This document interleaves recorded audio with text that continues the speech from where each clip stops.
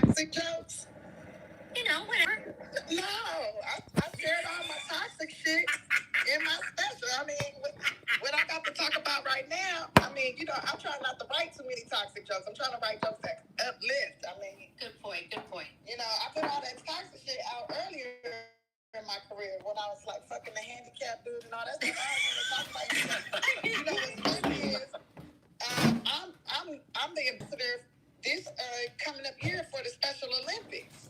So when he was was talking about the Special Olympics, I was like, ooh, hold up, because I'm the ambassador now. So watch yourself. And I might, who knows, if this relationship with Common don't work out, I might find me a new man, because I am very attractive to people with disabilities, because I feel like they are better lovers. Period. Well, Tiffany, you my name is Charlie. Wait a minute. You know what? Y'all all fucked up for that. This is Ingrid. Tiffany, this is Ingrid. I'm the disabled person that did the Special Olympics joke. I really did do that. That really happened. I wasn't making fun of the Special Olympics people. I was honored to be in it. My mama got the silver medal that I got from doing it. I just want you to know I'm sorry. I wouldn't try to put down other disabled. No. That's why I don't like comment you. I stopped watching it because of that. Baby, no shade. Baby, no shade, no tea. Look, I'm serious. Handicapped people need love too. Disabled people need love too. I really slept with a handicapped dude named Roscoe. I wrote about him in my book. I talked about him in my first comedy special. And I'm still looking for him. And if Roscoe out there, if you know him, he got a little chicken wing arm, real strong. On the right side, got a little bitty arm on the left and a little twisted mouth that goes to the left. And he's the best lover I ever had, and I've been looking for him since. I was real shallow when I was 21, but if I could get that man back in my life, I would. Be here. What was great about him, Tiff? The thing that was so he always was super kind to me. He always treated me like I was something really special. He would bring me flowers from his, I guess from the front yard. And he would, they would have ants in them and all kind of stuff. He would bring me jewelry that would turn my neck green and my fingers green and stuff. He would bring me filet fish sandwiches, because that was like my favorite at the time, filet fish sandwiches from McDonald's. And like he would throw all my bags. He had that one strong arm, so he'd throw the bags with that strong arm. And I had a boyfriend at the time. I broke up with my boyfriend, and Roscoe kept asking me out, so I went out with him.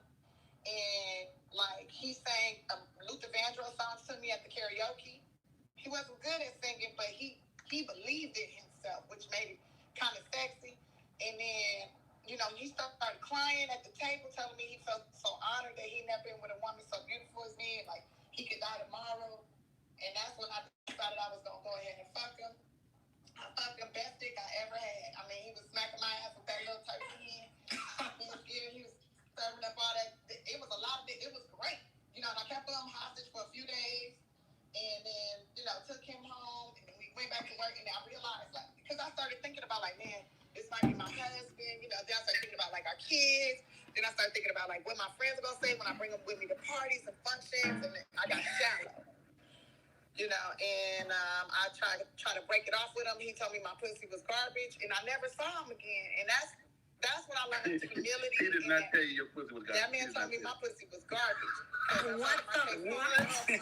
No. For sure. He read that on your book, so yeah. Yeah, it's in the book. It's all in the book. And I know. Yeah, and he stumped off, and that's when I learned humility. That's when I learned it doesn't matter what somebody looks like or if they're disabled or if they're able. It's, love is love, and you never know who can make you feel like your heart feel full. And I've been looking for him ever since. I feel like he was like an angel sent from heaven to teach me humility. God, I'm so glad this isn't happening when everything's working. You might not be 5,000 looking for people him. on You the might channel. be looking for that spirit. I'm looking for Roscoe. I'm looking for that. Roscoe with the good stroke. Do you think Common would be threatened by Roscoe, you think? I don't know. I feel like he's so confident in himself. Probably not, but I would tell him he should be. I'm excited about Roscoe just hearing the story. Shit. Right? Same. Is it cream chicken and waffles, Roscoe? It's not that Roscoe. No, it's not that same. No, it ain't. Was Roscoe's handicap that he had 3 legs? No, Roscoe's handicap is that he had a little arm. He had like it was like his left arm was short. A And T-Rex? it had a crook. It was like a T. Yeah, like a chicken wing. Stub? No, he had a hand. It was a little hand though. It's like something was wrong on that. It was just a little hand, a little arm, and it was like a chicken wing. It had a bend in it. But he was strong, man. He used to throw my bags. I worked at the ticket counter at the airlines, and he used to throw the bags for me. And he used to tell me, he used to always compliment me every day. And he was smart. Like, we would have very intellectual conversations about, like, the stars and bacteria and, like, about different types of luggage, people. And if somebody was rude to me, if a customer was rude to me, he'd be like, get the fuck out of here. You get out of here. You don't talk to her like that. Like, he really liked me. Tiffany, I think I seen him on Fremont out here in Las Vegas. This Miss Arkansas. For real? Hey, Miss Arkansas! I love you. I'm good. Waiting on you, sister. Okay. Yes, and congratulations on everything. Thank you, sis. Thank you. Yeah. Hello. You're just funny. You said you seen him on Fremont. Well, if you see, stop him. Tell him to hit me up in the DMs the next time you see him. Okay, I will. When you host the Paralympics, can't you make an announcement in the beginning, like, hey, Roscoe, if you're watching this, come holler at me? Yeah, I'll be like, Roscoe, Washington, it's Tiffany Haddish, and I miss you, and please come back to me. Tiffany, you gonna have. And then I'll start singing, come back to me, begging, please, come back to me. Coming up trying to like Tiffany, I'm Roscoe. Everybody with a little arm gonna be Roscoe now. They better come on through. I want to see. Tiffany, Sorry, guys. you should redo that video and then sing it to just him personally and put it up on YouTube. You'll find him. Man, I would think after writing the book he would pop up. And I talked about it in my stand-up special. And it's on the first one. And it's on the first album too. You would think he would pop up. You think So you've never heard from him? You've never heard from him? Never heard from him. I'm wondering if he died. He really broke his I mean, heart. it was so long ago. I was 21. I'm like, I'm 41 now. So that was over 20 years ago. I wonder if he's still alive. Sounds like You fucking crushed his spirit too. Nigga don't want to see it. He's trying to see how many specials he can get out of you. Maybe his arms good and he don't need you no more. Wait, how old was he when you were 21? He was probably like 22, 23. Maybe as you turned so enlightened, people started reading about him in your book and your stand-up, and he got too much attention, and now he's too shallow. Maybe, or maybe he got married. I want to think that he got married and he's making some woman really happy and he has beautiful kids with one little arm. Maybe he has a book about the same thing. He's His book ain't on the New York bestseller list, nor was it nominated. That book got nominated for a Grammy. The audiobook got nominated. What's crazy is, I couldn't read when I was 16, and then to be like 38 and nominated for a Grammy was crazy. We need to start a new page. You got 2 Grammy nominations. Yeah, I got 2 Grammy nominations. We But need to start I got 1 Grammy. That man definitely has a book in him. I met Tiffany Haddish, and this is what happened. We need to start a book page, just a page that says, give Tiffany Haddish a new hand, find Roscoe. We'll find it for you, man. We'll find it for you, baby. Man, I've had private investigators searching for me and everything. Wow. Roscoe somewhere sitting down telling the story like, I feel like, hey, He probably in Detroit somewhere or something. I've never seen anyone in the millions that quick. That's crazy. Rightfully so. She deserves it. Say who? Alex to look for? Nardwar Serviette. He interviews people and he finds out all these intimate Nardwar details. definitely find Roscoe for you. He'll bring Roscoe to an interview. Hey Tiffany, do you remember this guy? Shit, it's Roscoe. And I will probably instantly get wet and be like, trying to kiss him in the mouth. Where's he from? Nardwar gives all the people that he interviews, he takes back afterwards. I think we should create the hashtag Let's Find Roscoe. By the way, this is Henry, and I was going to be like, hey, we're not workshopping stuff here, but really we're workshopping how to find Roscoe. So, Right. Was his real name though? Was that his real name? There's As enough far as young I know, people. his name was Roscoe Washington. There's Where is enough he young from? people in this room that should be able to find Roscoe. Listen, one of you motherfuckers that knows how to hack the internet, I know you know how to do this shit. Find Roscoe. Look, I had the bar. Look, so I had so the Barbs, they tried to come for me, right, a couple of years ago. So then I ended up making friends with them, especially the tech one. And I had him look up for Roscoe, like he could find anybody. Anybody I bring up, he find them like in minutes. I just like, if I don't even be knowing their whole name or when their birthday is. I just be like, this person, their first name is this, and I met them here. And he find them. He having video footage of them and all kind of shit. He could not find Roscoe. I mean, I have some pretty savvy Was Roscoe a ghost? That's what I'm wondering. Did I fuck a ghost? You could have fucked a ghost. Like it was that on some like John Travolta shit, like that movie, was it Michael or whatever, when John Travolta was the angel that came into town, fucked all the bitches and then left. You know when you can't find a nigga, you know that means he in jail. Nah, then we checked the prison system. And we found one dude up in San Francisco with a little on, but that was not Roscoe. I sincerely hope that y'all had like a whole camera crew, like it was show up for Roscoe Washington. This is gonna be the last time we talk about. We all gonna be thinking about Roscoe now. Have you done a reverse image search? I don't have no pictures of him, girl. This was 2000, the year 2000, 2001. Okay, this is 2001. Yeah, let's not forget that our technology was not as advanced back then. Right, We could barely our take cell a phones visible didn't take picture. pictures, girl. We had the two-way pages. That shit didn't take no pictures. Everything was analog, okay? If you refresh your screen. I had disposable cameras everywhere, and I did not take. And I might have a picture of his dick. I think I found him. Let me tell you, my dude is in the witness protection program with some fake ass family in the Midwest. Let's be clear. His name ain't Roscoe no more. Go to Social Security. They can look him up in the SSI database. No, you getting the check. I tried that. I had a homegirl that worked for Social Security. I had her look him up. And then he was staying in a group home. He was staying in a group home for adults with disabilities. Like, I felt like that place was like the X-Men house, because everybody got some kind of like something going on, right? And I was like, it's like a special school. You know them big houses on the east side of LA, them big old houses that you could tell used to be mansions or whatever, but now they like living facilities for people with, like, that's where he lived. I mean, I went there and I talked to the facilitator to look for him. They said he just left. They don't know where he went. He's gone.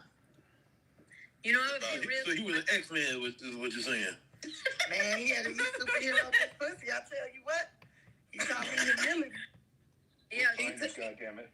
You know, he touched really the wrong woman with that little arm, and they had his ass. They poured some acid on him. He gone, Tiffany. Have you tried the obituary? Yeah, we looked in the obituary to see if he did. I ain't find him. Is that his real name? Maybe it's a fake name. You better call John Walsh. The year was 2001. My favorite part about the story is like when it started, it was some dude, and we're finding out how extensively this person has been looked for. Like, we were looking hard. Wait, hold on a second. Searching. Did I just hear that the Unsolved Mysteries guy is here? The year was 2001. I think that's Henry, though, yeah. Tiffany had just slept with a man named Roscoe. But we cannot find him. Can you please help us? If you or anyone you know knows anything about Roscoe, please call 1-800-TIFF-FIND. That's 1-800-TIFF-FIND. Thank you. With your good arm. Hey, we just did that. Right. That was funny. You could call Neve and Mac from Catfish. They're fans of that. They know how to find anybody. I just gotta make up a story that be catfish me. What about the IRS? What's his name? The IRS will find that I do what motherfucker. Lady Gaga did. Shit. You gotta call the car warranty company, the extended warranty shit. They will always find people. Everybody can be found, even when you're watching from Las Vegas, Make an animated Nevada. cartoon, like Cinderella, but you're looking for Roscoe. He has The search for the Roscoe arms. Washington. Now, I'm sorry, G. Levy, but that was the whitest answer I've heard all goddamn night. And those are the facts. I'm glad. You should Me Too his ass, and then they'll find him and be like, I was just kidding. I've been looking for him everywhere, and then it'll be. I'm trying to Me Too him. Damn right. And his I name changed my Roscoe. picture You to probably him. got it, though. All Roscoe's died in 2004. That was the last Roscoe sighting. So his name Roscoe, he probably gone. That'd be crazy if he was Roscoe Dash this whole time. You know? Oh my God. Have you tried MySpace? Yes, I used to be on MySpace all the time looking for him. I found an old girlfriend that way. And nothing on Facebook Cassie? either. No, They he's don't not have on any Facebook. pictures of his hands That's on crazy. Facebook. I look. What if Edward Snowden knows where he's at? I feel like this is some Edward Snowden type vibes. Don't they have like hacking rooms up in here? We gotta find one of these rooms that knows how to find people. Maybe you might have to just get a VPN and go dark web on him. Did he strike you as an iPhone user or an Android user? I have no idea. Shoot, back then it was analog flip phones, bro. Like there was not. He was on a fucking orange razor. or green. Exact location, ASL check. So You tried paging him, Tiffany? No, I don't even have a notebook that I had. You remember how you carry those little black books with all the phone numbers in it? Rolodex. That's gone. You gotta remember that was 2001. You got his Where's he house from phone number? originally? I know you got his landline number, Tiffany. Call the landline. His grandma still live at the house. No, he lived in a group home for people with disabilities, bro. But where's he from originally, Tip? I don't know. I was assuming LA. I don't know. We gotta find this guy. The bottom line is, when do you know he's gonna find them? So don't worry about that. All right. Do you have a last name? Washington. Oh, that's right, Washington. Yo, then let's get a Washington family reunion going. You know black people be coming out in droves for You know how many fucking Washingtons there are? Russ, you get all of them together, Tiffany will find him. He will be there. How many Roscoes though? Can everybody raise your hands, please? Who's gonna do a family reunion right now? That'd be crazy if it was Isaiah Washington's son, and Isaiah just didn't want his son because his son had a chicken wing, so he should have put him up for adoption. I just searched the whole U.S. and there's like maybe only 14 or 15, 24 Roscoe Washingtons. I literally will call them There we now. go. But I need to know, what's his approximate age, Tiffany? He should be about 42, 43, 40. Yeah, he should be about 43. Okay, the first one that came up is 46, so I'll get back to y'all in a minute. That's that premium pricing. I told you. Mind you, just so you guys know, Henry can do multiple voices, so he's probably gonna call them as Conor McGregor, or what's the other voice that Henry does well? I forget. Liam Neeson. Oh yeah, Liam Neeson. He might call him as Liam Neeson. There's a couple people he could play. Leslie Nielsen, is that who you're about to say? I don't speak English, y'all. I've acquired very special skills. Praying, actually, that's my excuse. Oh, that you don't speak English? Yep. So, we got like a trifecta of Jews in here. We got a Brazilian Jew, a black Jew, a Puerto Rican Jew. We got white Jews. How many more Jews do we got up in here? I'm Jew friendly. We got white Jews. Yeah, I feel like I was directed I'm Jew directly at adjacent? me. Jew friendly. I'm on a Jew dating site, so I don't. Which Jew dating site? J-Dub. Oh, okay. I'm there just I can because tell it's by the free. way you answered that you're not doing good on that date night. I don't know, it's called Judot or something. Jew date. Tiffany, did you get the Grammy sent to where you are? No. They said, my publicist said it's probably going to take some weeks before I even get it. Ah! Congratulations, though, again, really. That's just Yes. crying. Are you Oh, looking my everywhere? God. I live in Burbank if you want me to go pick it up for you. No, thank you. I'll let them bring it to the house. Next stop, Oscar and a Tony. Yeah, I talked to Whoopi Goldberg earlier today. I talked to her. She was like, "That's right. That's how you do it." I'm getting a phone call right now. I think it's Liam Nielsen, whatever the fuck that guy's name is. Hello, my name is Liam Nielsen. I have a very specific set of skills. And that specific set of skills is helping a friend, Tiffany, track down a young man she slept with in 2001. Yes, if you can, please tell me where Roscoe Washington is, or I will find you, and I will kill you. Damn, that's pretty good. Dude, I just worked with him. You sound so much like him. Good work, dude. Thank you. That was creepy and hot all at the same time. Yeah, I'm confused. I felt like his breath smelled like dirty ass cigars.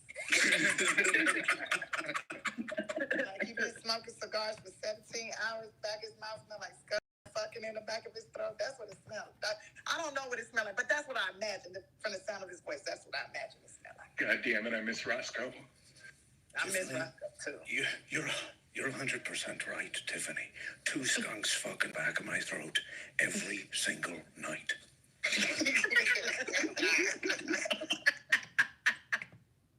Yo, I think Corinne was onto something though, because we got Liam Neeson and that's all good, but Leslie Nielsen, Naked Gun, hello, let's get him on the case too. Good point, ma'am. Hilarious. Tiffany, where would you go on a date if we find Roscoe for you? Where are you guys going? Okay, first thing we're gonna do is go to the first place he ever took me, where I had to drive, so he didn't have to be on the no bus pass. But we went to is it Sharky's in Hermosa Beach? No, is it Hennessy's in Hermosa Beach? That's my street, bro. You can't see what they say, right? Okay. Anyway, so yes, I don't think it was Sharky's. No, it was Hennessy's. Sharky's is Newport Beach. No, so it's Hennessy's in Hermosa Beach, and we would karaoke, and then I'll probably just bring them back to my place and dun dun dun dun dun dun dun dun dun. Big booty house pop with it. It's a place called Hennessy's. It's Hennessy's Tavern. It's in Hermosa Beach. Tiffany told me to go there one time. After I would never leave. Thank you. See you later. Yeah, they just now bringing me home. Notice, guys, she said, the Grammy Award-winning Tiffany Haddish said they were bringing me home. If that's not a flex, I don't know what is. This what they want to keep you from running off from the set. You know, they pick you up. You're in a pod right now, right? And you can't just, I'm in a pod. And I can't just, take off. Like, if I get mad at work or whatever, and I want to leave, then I have to wait for the car to come and get me. Or I have to jump in an Uber to come and get me. I can't just jump in my car and leave. And so that gives them time to try to calm me down and convince me not to leave. Oh, wow. See? That's why they think, you think it's all fancy that they sit in the car. But really, it's to trap your ass. It's like you're a prisoner. Running over and you're like, I gotta go. I got a heart out. I need to leave. You can't just leave. It's like that Jurassic Park bubble. Exactly. Protocol's super tight on that. It's super tight. Like, I really want to go out and celebrate. Like, I want to go pop that pussy. You know what I'm saying?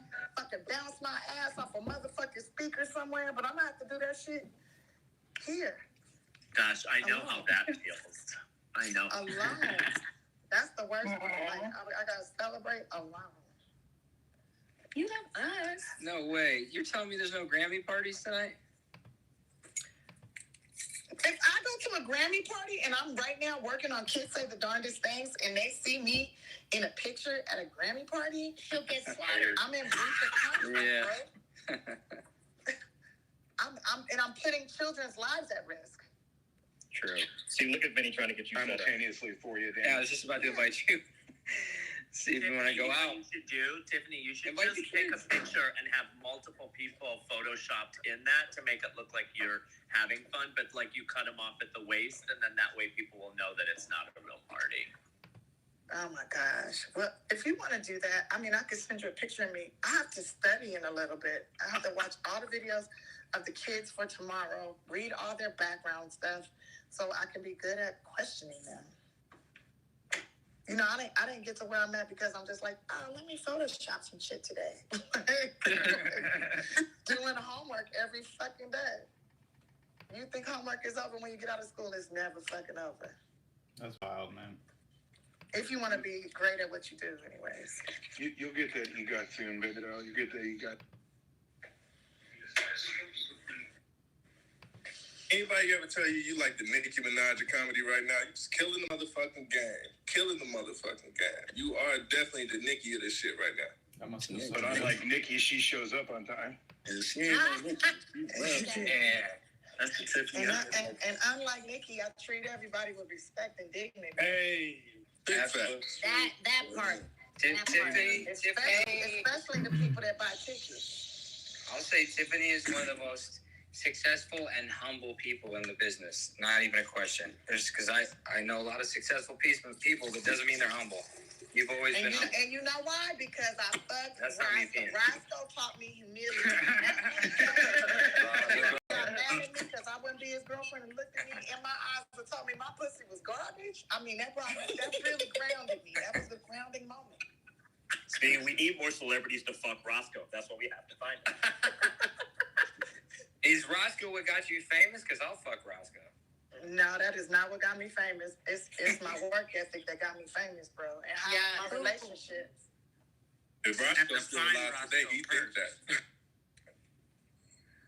that. And me daring to fail. You know, it's like dare to suck, dare to make mistakes.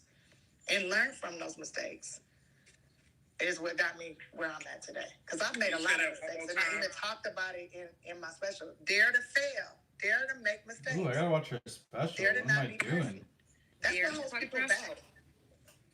I think that's the number one thing that holds people back is like they're super talented, but they're so afraid of fucking up that they don't try. And it's like, fuck it, just fuck up. Take the chance. All you got to lose is that people talk about that time you fucked up. Like, I talked about the time I fucked up in Miami on New Year's. I talked about that in that special. I made millions of dollars off of that fuck up. That's They say success awesome, comes from man. Failure to failure with the same enthusiasm. I got receipts of my fuck ups. No, I think success, I guess you're right. Yeah, that is right. Don't keep your head down. And if you think you got rejected, don't even look at it that way. Just say you didn't get selected and that you coming. I think rejection is my protection, personally. This all sounds like the worst dating advice ever. I'm gonna be very honest. Well, This sounds. So I don't want to hear it. Yo, Or are you not single? What's really going on, Taylor? yo, Tiffany, what are we doing right now? What are we talking about right now, Tiffany? Her net worth is estimated at $6 million. What? Oh, Probably gonna go up. Yo, that's crazy.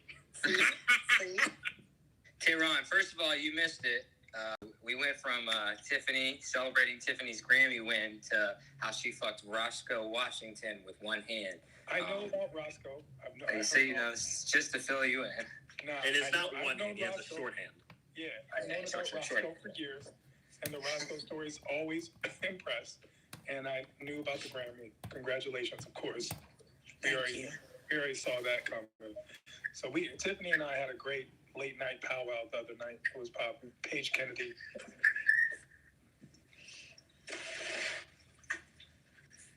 Tiffany, I love the advice about not caring. I think as a comedian who's trying, I think it's so hard to, actually get past that roadblock of caring what people say. But I think that's such awesome advice. Hi, this is Oscar. Sorry, I should have said that. This is Oscar.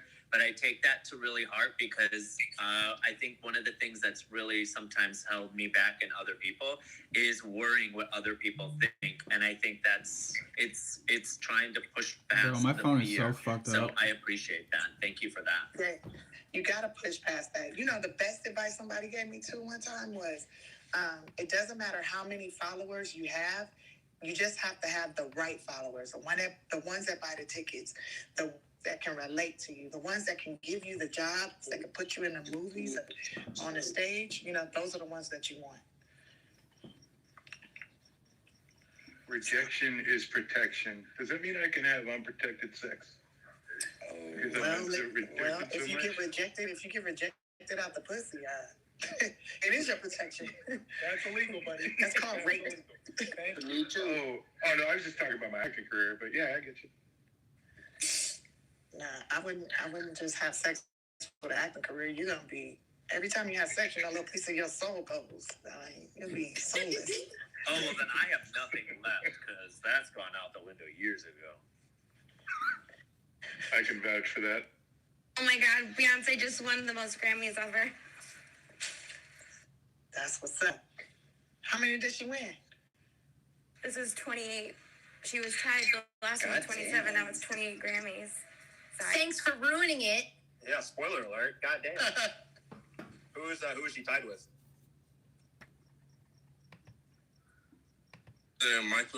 Michael Jackson, probably, or Paul McCartney. Mariah Carey, maybe. No, I don't know. Kanye West. I think. I just Googled it, and Google says that there's a guy named George Solti who has 31 Grammys. I figured it was going to be one of these kind of people, like that. Could be female. Yeah, George, a classical conductor. It's a classical conductor with, and then the next person is Barry Gordy. Quincy Jones, yeah. Yeah, Quincy Jones is 28. And then with Beyonce and country icon Alison Krauss. Oh, Alison Krauss? Never heard of her. 27. And fellow conductor Pierre Boulez with 26. Alison Krauss is mad famous, yo. Alison Krauss is famous? Yeah. Now let's start plotting and scheming, guys. How do I get an Oscar? Yeah, that's what I was writing thinking, you a because movie. you have Grammys, Amy. You need a biopic, Mama. Who you gonna play? A Star is Born 2. That's a good There's question. already been 3 versions of A Star is Born, so no thank you. You gotta say drug addict or something. I'm ready for Yeah, that. has a sequel. Something dramatic. Has a sequel to a movie ever won an Oscar? Godfather. It's our worst. Easiest one. She needs to play an Air Train princess. That's coming too. That's coming Air too. Train queen. That's coming. Tiffany, one of the other ways to do it is to produce a couple films. Like, just go crazy indie, produce a bunch of indie films, and yeah, you'll probably get one. Okay.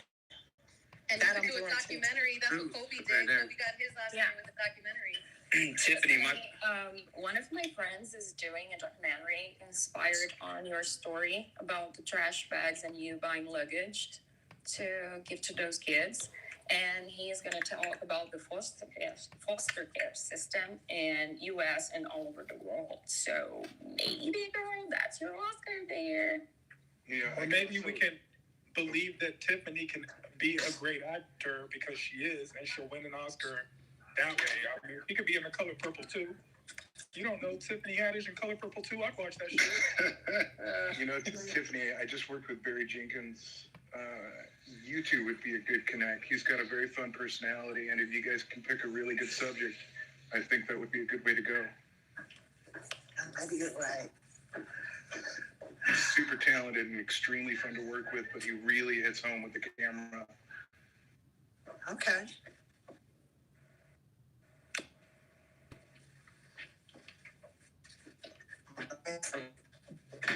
I don't know if you've seen If Beale Street Can Talk or Moonlight. Yeah, the Paperboy really got it going on. When you check out Underground Railroad, you'll see he rewrote. He took Colson Whitehead's novel, The Underground Railroad, and he wrote it, he directed it, and produced it, and it's just phenomenal. You know what else is super cool? Today is my mom's birthday too. Mine too. Hell yeah. Wow. Pisces. Pisces gang. Happy birthday, Tiffany, Mom. how about a Mark Twain? Yes, happy birthday. Yeah, you gotta be a legend to get a Mark Twain. You are a legend. Yo, she already told you She already told you, Martin, she doesn't want you to pick up her shit from Burbank, bro. Stop. I'm just saying, I got a Nissan Sentra and half a tank, all right? Whatever you pick up Burbank. Is that where the Grammy office is? Probably not.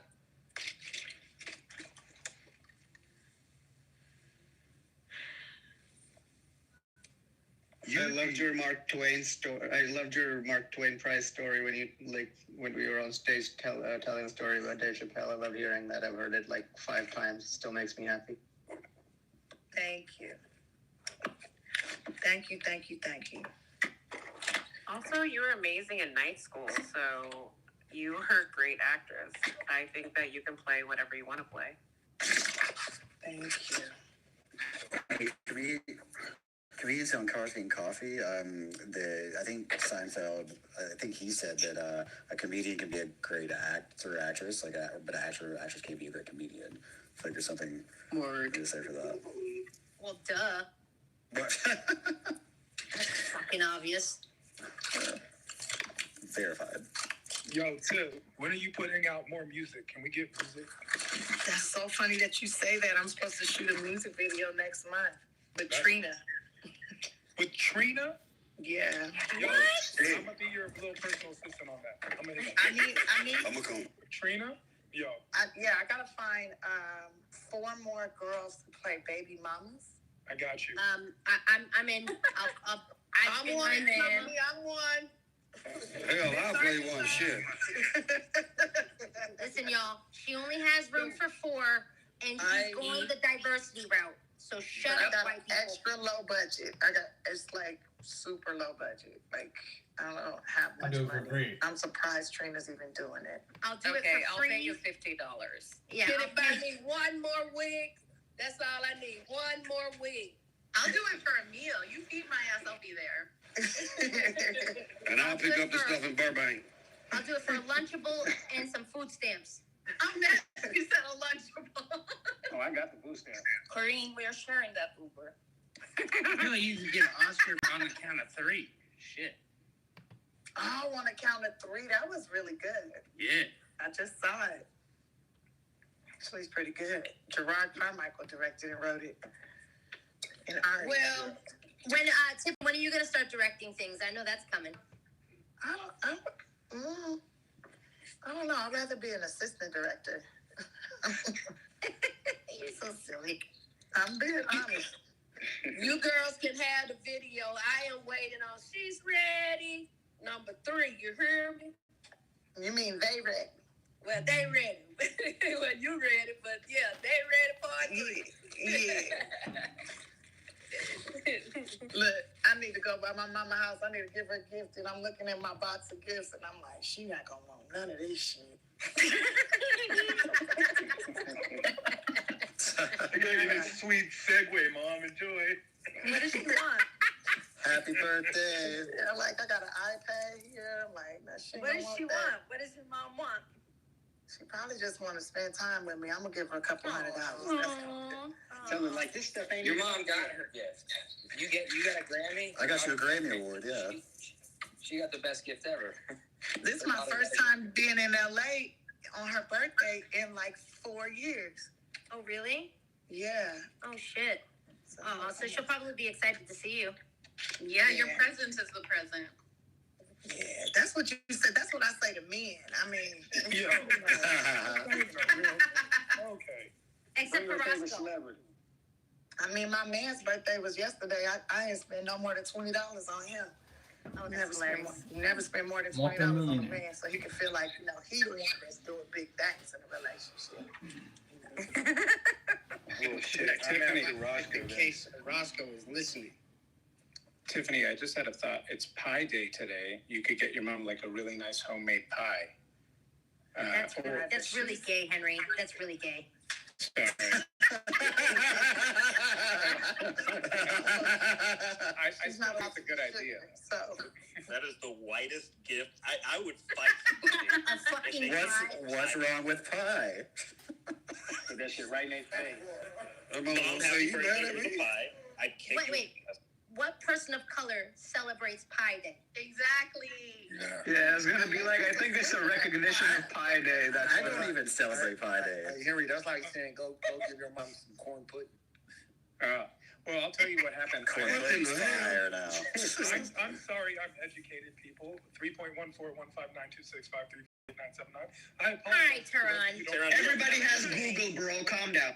This wasn't Google. That's what tells you the truth. See, that's how you know the hate is real.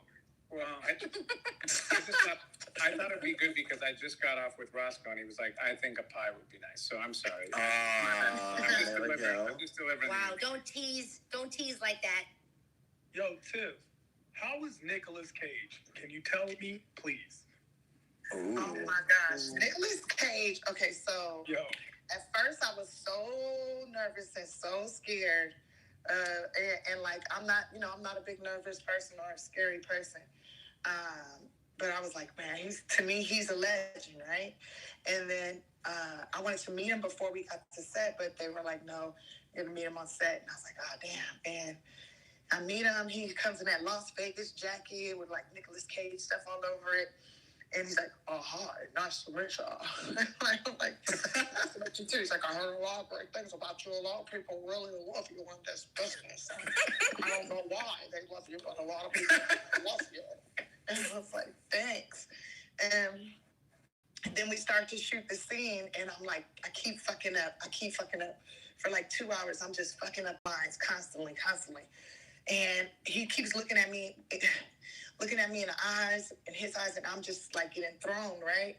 And I'm like, yo, look, I'm gonna keep fucking up till I have to tell you something. He's like, what? And I was like, I have to tell you this story, and it's probably really inappropriate, but I gotta tell you. And he's like, what? Tell me the story. I'm like, okay, so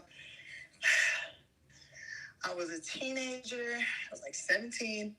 And I went to the movies, and I watched that movie Face Off with this guy. We went to the late viewing of the movie, and like he took me to a restaurant and all this stuff. But we go to the movies, and you're on the big screen, and I'm looking up at you, and halfway through the movie, we start making out, and then he started finger banging me, and it's my first time having an orgasm. And as I'm having an orgasm, I open my eyes, and I look up at the screen, and your eyes are looking into my eyes, and I have the most ultimate orgasm. And every time I'm looking at you, I just keep getting flashback to that day, and so it's kind of throwing me for a loop.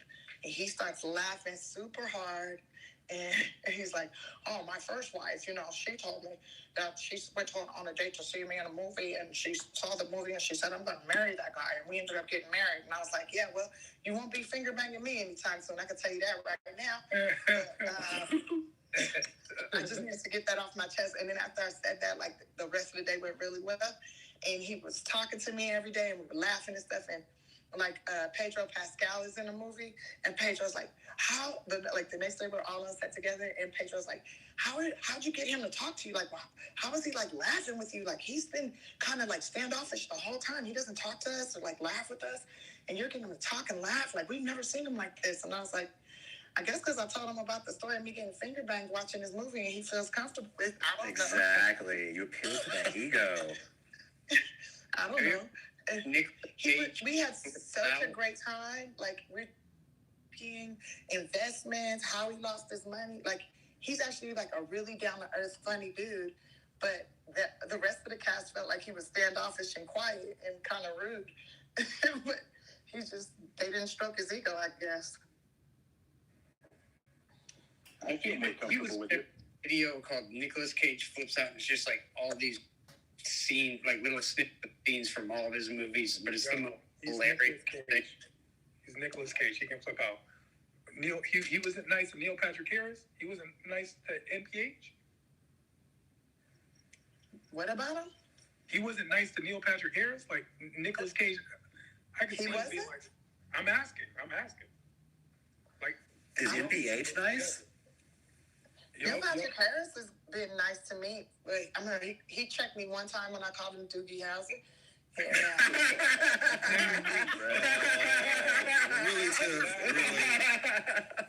And he didn't check me in a hard way. It was more I don't like when people call me that. Please don't do that. And I was like, all right. And he was nice to me ever since. You didn't call him that no more, did you? I sure did. Hey guys, you know what's so funny? He was like, "Would you like it if people called you Dina all the time?" I was like, "I wish people would call me Dina because they love screaming out, Tiffany Haddish! Tiffany motherfucking Haddish!" Like in the goddamn DMV. Like, come on now, calm down.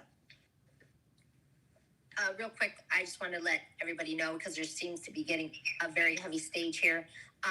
Please don't mod anybody else, and it's not because I don't like the people that are modded. Everybody that is modded, I somewhat like. I'm kidding, but I'm just saying because our room has gotten shut down a couple times, so I want to prevent that from happening. So please don't mod anybody else if they come into the room. Thank you. Thanks, Corinne, for having me here. I'm really appreciative. So great. Yeah. Corinne, how much do you like me? Which one? Who said that? This is Nick speaking from LA. I don't like you as much as I like Tiffany, and since she's a Grammy Award-winning female comedian, I have to give her 100% of all my love right now. So I don't have any despair for you right now.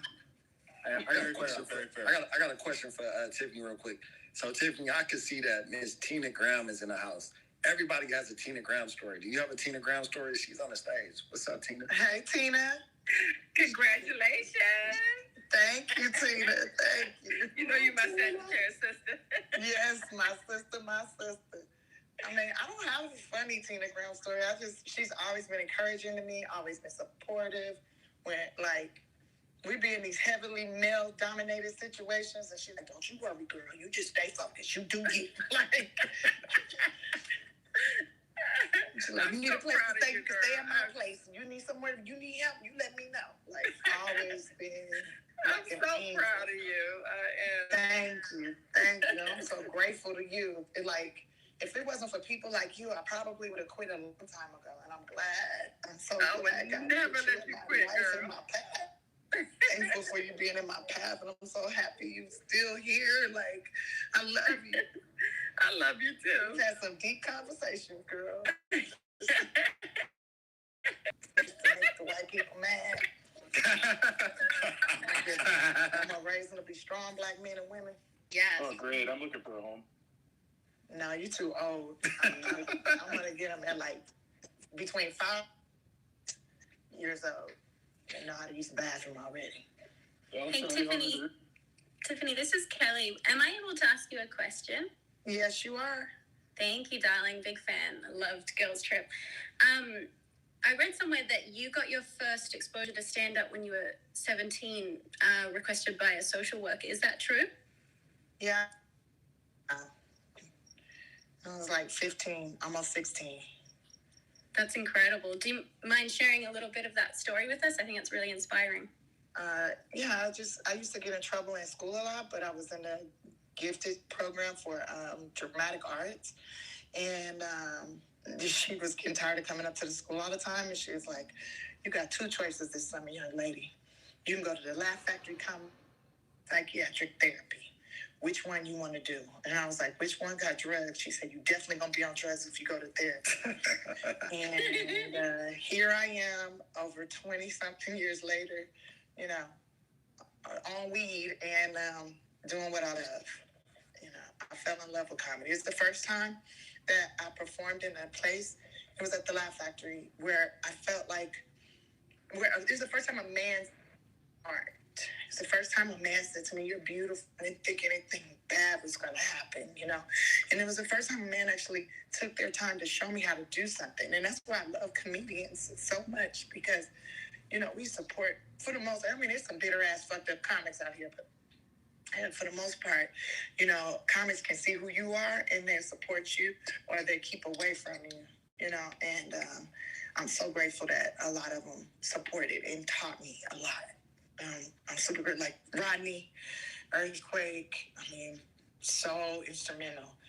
Tehran, even though I, have been doing it longer, you still have so much knowledge that you shared with me that really helped me so much. And I'm so grateful to you guys. And Tiffany has that whole story in her book, which everyone should read. Super inspirational. Yes. If you listen to it on Audible, She narrates herself. Hey, Tiff, it's Galit. Hey, Galit.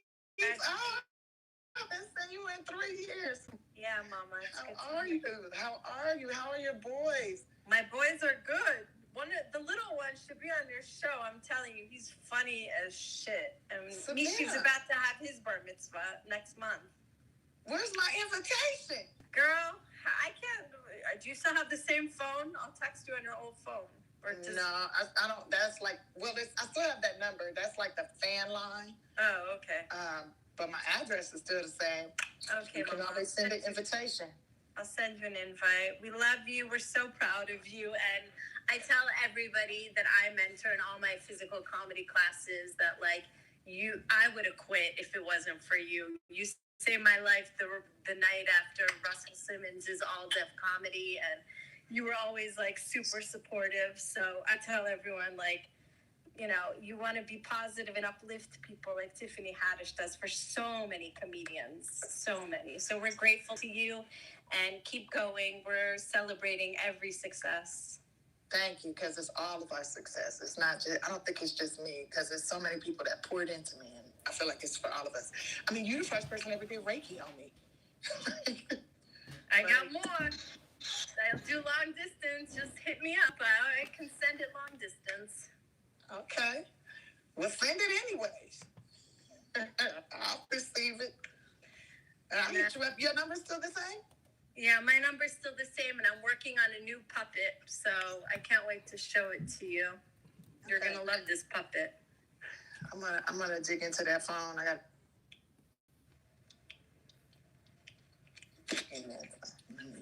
I'm gonna get in there.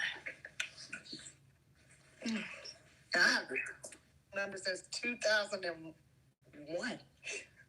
Yeah, I'll never forget. Like right after I had my first kid, you were the first person who came up to me at the Hollywood Improv, and you were like, "Oh my God, I'm such a fan of yours. You're the clown who went to clown school." And I was like, "Who is this chick? She's so positive." Because usually when you meet women on the comedy scene, they're just bitter bitches. And Tiffany just had this aura and this light, and I was like, "Who is this chick?" I was like, "I like you." I had no idea that you were out there and you were like doing things. You know what I mean? I just loved your energy. Thank you. I loved your energy too. And I loved what you did. Like, I was like, wow, she went to clown school? That's dope. I want to do that. Well, go. I have a club for clowns. You can go study with the greatest in Cirque du Soleil. They're all part of my clown club. It's called the Clowns Lounge. It's on the bottom of my page. Okay. Yeah, go. The people. Sasha Baron Cohen's been trying to train me, so. What? Oh my God. You gotta work with Sasha Baron Cohen. Yeah, no, amazing. There's your Oscar. Right there. There's your Oscar. Tell him I made an Oscar role for you. You, Sasha, and Eric Andre make a movie together, that's an award ceremony right there. I just did a movie with Eric Andre. It's coming out, I think, on the 26th called I can't wait for it. I've been waiting. Yeah, I've been waiting on that. Little Rel and Eric Andre. It's gonna be funny. I want to see that. It's hilarious. It's like the black version of Jackass, but way funnier. And less gross, but it's gross. It is gross in some parts. Though. So, Miss Tiffany, Sasha Baron Cohen went to one of the greatest clown schools, by the way. So, Miss Tiffany, would you be interested in hearing anybody do some stand-up in front of you, and maybe you give some feedback? Are you interested? Yes, I'm very interested. All right. Let me do a quick reset of the room, and then we're gonna get going. So, this is the last comedy workshop, toxic edition or regular edition, whatever. I just wanted to change up the title tonight. This is a space for aspiring comedians, working comedians, and professional comedians to come in and work on their craft, do their stand-up. We give them feedback. We don't. Sometimes we do. Sometimes we don't. Sometimes we trash you. Sometimes we don't. Sometimes we're nice, but mostly I'm not. So anyway, moving forward, who would like to go first and be the first victim? Hi, this is Ashwin. Can I go? Ashwin, please go for it. Thank you. I'm nervous. Roast me if you like, though. If you want to go next, DM me and I'll put you in the queue and I'll call you. I'll call out your name when you're next. Okay, go ahead, Ashwin. Stage is yours. Thank you. So I've been finding out how fragile my own ego is lately. I was playing chess with a friend of mine, and usually I don't care who wins, but his hot girlfriend walked into the room, and I immediately wanted to win that game so much more. It was just like, yeah, you have that. Let me have this. This is all I have. And the male ego is so fragile. Sometimes I'll tell girls I think they're hot, and their boyfriends get offended. Then I tell their boyfriends I think they're very hot, and it stops being a problem. They're just like, they have this internal struggle of, oh my God, what's going to win, jealousy or homophobia? And I'm like, I win. And, you can learn something from that, because I went to a very homophobic high school, because I went to high school in high school. And kids there would play these like really weird games because they were just learning how to be creative with language. So they wouldn't go, "Are you stupid?" They would go, "When did you realize that you're stupid?" And they used to play that same game with homophobia. They'd be like, "Which dude would you rather kiss at gunpoint, this dude or this dude?" And it doesn't matter what you say. They'd just be like, "Ha ha, gay." And it's like, at gunpoint, I would suck anybody's dick. I think it's safe to say I'm gay at gunpoint. Like, the sheer amount of homophobia required for your options to be your dick or dying, and you think dying is the better option, I feel like death is not so bad for you. So the next time your childhood bully walks up to you, don't do any of that stand up straight and look them in the eye crap. Just go, "I'll suck your dick right now."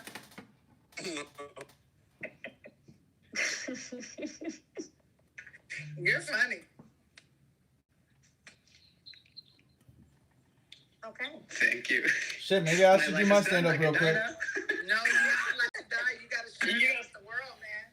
Ashwin, don't die. Go suck. See how many people around here. I will try. That is my life's goal. Well, Ashwin, Oh, there's one pointer. I can give you a lot of pointers. I'm gonna DM you right now, Oscar. It's so hard to do sober, though. That's the thing. I gotta take a drug test tomorrow. This is that. I don't know. Hi, Tiffany. Hi, everybody. I don't know who keeps doing that, but I love you, and I don't know why. Hey, Queen. Hi, my baby. How are you? I'm good. I missed you. Face. I missed you. Missed you, too. What did you think of that last comic that just went on? I didn't see because my mother called me, so I wasn't here. I just got back. Okay, we're moving on to Ashwin. Or did anybody else have anything else to give Ashwin before we move on? I would love feedback. Okay, well, Ashwin, I would say you need to slow down just a little bit, hold for laughs, just a little bit, and that's all I would say. If you was in the club, but we're not in the club now. Clubhouse. Corinne, I DM'd you. Oscar is next. So go ahead, Oscar, you're next. Oh my gosh. Tiffany, it's so great to be in the presence with you. Let's see. I am an out and proud gay man in New York City. I am also a feminine top, or as I like to call it, a blouse. But I'm not like a fancy blouse. I'm more like a TJ Maxx blouse, one that's kind of thrown in the corner with dust bunnies on it. I don't know why people make fun of TJ Maxx. I love roaming around TJ Maxx, or as I like to call it, a Fruit Loop. Let's see. I am Norwegian and Turkish. I love my dad. My dad is Turkish and thinks that everything came from Turkey. He'll be like, Christmas cards were invented in Turkey. Santa Claus, coffee, lampshades. But when I came out to my dad and said, "Hey, Dad, I'm gay," he was like, "That's not made in Turkey." Let's see what else. My dad has turned me into a drug mule, and it's kind of hard because he lives in Turkey, and every time I go visit him, he now makes me bring back packets of Viagra for all of his impotent friends in America. And here's the thing. Honestly, I don't mind helping my dad out, But what annoys me is that my father is now making more men hard than I am. You know what I mean? Like, awkward. It's so devastating. What else do I want to try? I recently found out that I am part Iranian, which is not exciting, honestly, for anybody. But I've been doing a lot of research, and I really feel like the programming, like the TV programming in Iran, could be a lot better. So I have decided that I'm going to bring RuPaul's Drag Race to Iran. But here's the thing, right? I can't call it Drag Race because women can't drive. So what I've decided to call it is RuPaul's competition for men who will die infidels. All right? So in Bro, I love having a RuPaul's fucking computer that competition for men who will I'm die looking forward infidels, to I am new trying shit to come up with a drag name, all right? So I have a few drag names, and then I will be done. So my first drag name is Anita Hagel, Ivana Right to Vote, Milkshake, Kamala Toe Harris, and then my favorite is Livia Majora. My name's Oscar, and I am done speaking. Thank you so much. Woo, Oscar. He ready. Oscar, How long have you been doing comedy? I've been doing comedy for on and off for a while. I had some personal issues a long time ago, so I stopped. But I've been getting back into it because it is a passion of mine, and I honestly have to say both of my idols have passed away, Robin Williams and Joan Rivers. So it's been kind of hard for me a little bit, but I really appreciate being on this stage with you because you are so awesome, Tiffany. So, but I've been doing comedy for about 4 years. So. Oh, okay. Well, you fired. You funny. very funny. Thank you very much, Tiffany. I appreciate that. Yo, Oscar, if you ever talk about Iran like that again, you will never be able to fly anywhere again. I'm letting you know that right now. Like, ha, ha, ha, boom. Like, do that shit again. See? Ron, why do you hate me so much? Oh, no, I love you. See what happens to Teron. See what happens to every TJ Maxx in the world now. See what happens. Oh, you're not going to blow them up. I'm going to go buy them and then turn them into Ross Dress for Less. That's not a bad thing, Teron. As a gay on a budget, or as I like to call it, a gadget, I am just fine. We know that TJ Maxx. Oh, I don't think I'm gonna be able to get up. That sucks. Oscar, Ross bathrooms are not the same. Teron, are you getting in line to do some stand-up? To do stand-up myself? In this room, yeah. I mean, yeah, I'll DM you. I'll do stand-up whenever. Oh, now Pat got his tongue, huh, Teron? No. It's like fear hit your voice a little bit. Your voice started to tremble. Never that. I'm like, yo, I'll do. I didn't know it was open. Like, I'll do. I just got off this. I just did 2 Zooms. I'll do. If there's anything I like is being on stage. Anyone at my shows know that. We're gonna go Henry then. And then after Henry. Oh, good, sorry. Sorry, after Henry, we'll do Teron, and then I know Glenn wants to go, and then if any ladies want to go too, I want some ladies up too. Yes, I just messaged you, Corinne. Okay, I'm gonna look at my. So let's go ahead with Henry, followed by who did I say after Henry? Henry, Glenn, or Henry, Teron, and then Glenn. Everybody keeps here on Tiffany because I just went Jingies. That's my homage to Scooby Doo. I'm Velma. Yeah, I was like Jingies like a motherfucker. Yeah. Oh my god. Gorgeous queen. All right, Henry, go ahead. You're up. All right, I'm just going to do a couple voices, and in honor of Scooby-Doo, since you said that, I'll start it out with a guy who voiced Shaggy, so. Hi, I'm Casey Kasem. The year was 1980-something. Tiffany Haddish had just Stephen and was having the best time of her life when this song came on the radio. Bruce Springsteen's I'm on Fire.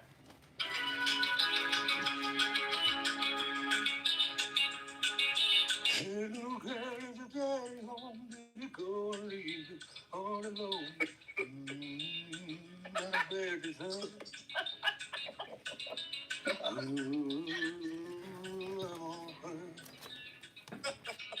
All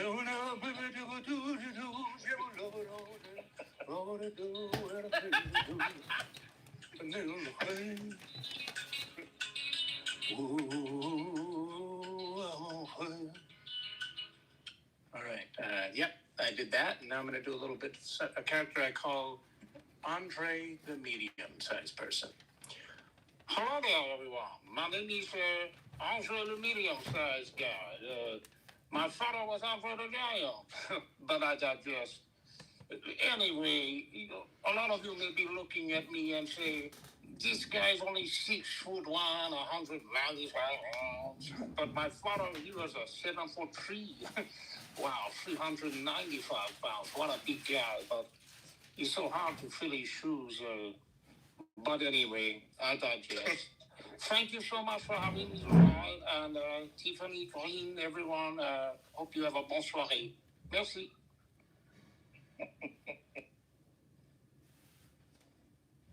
I love you, Henry.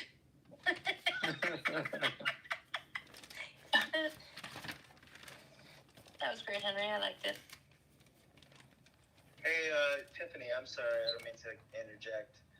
Kelly had she wanted to just thank you for answering the question. And I think she had another question before we finish. Hey, this is Kelly. Just first of all, I was on the panel just...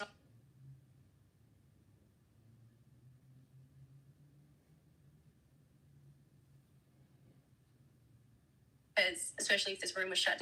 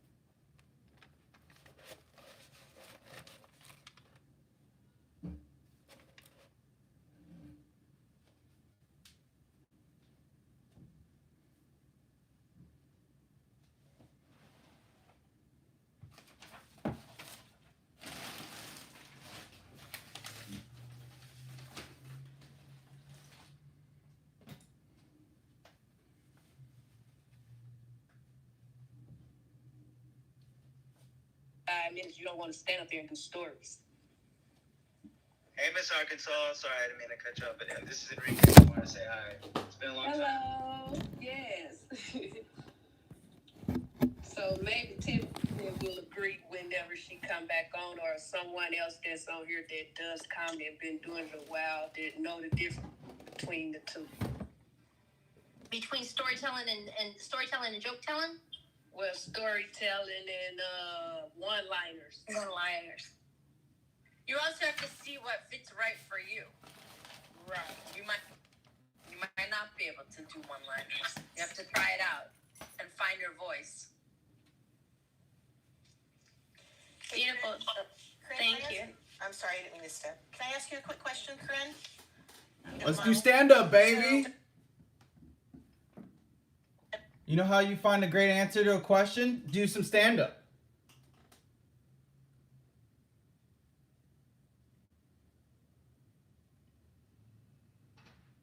What up, Chris? My headphones keep taking over. Bro. I hate technology because it just constantly fucks up. Sorry about that pause, but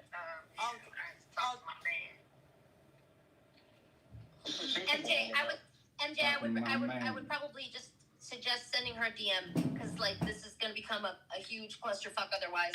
Copy that. Hey, I appreciate your time. Yeah, stop asking questions, you stupid fuck. Thank you for coming, and we appreciate having you here. Do I tell a joke or tell a story? Because I ain't gonna respond to that. I won't touch it. Amen. But I'm just saying, my channel and contact my representation that I pay 10% to. That's my agent. She can contact my agent, or she can contact my managers over at Burlstein, Cynthia Peck. She can contact her. Tiffany, how do you I respect really that. feel? I respect that, please. Yeah, I'm happy to do that. I'll respect you more if you go that route. Yes, ma'am. I respect you so much for your time. Thank you. Appreciate you. That's how we learn things up in here. No, fucking roast the shit out of that person. Okay. I love that. I was like, Tiffany, how do you really feel? I'll be so sick of turning on my DMs and being like, God damn, do people think I'm a see here? Some people type out a whole script in the DM.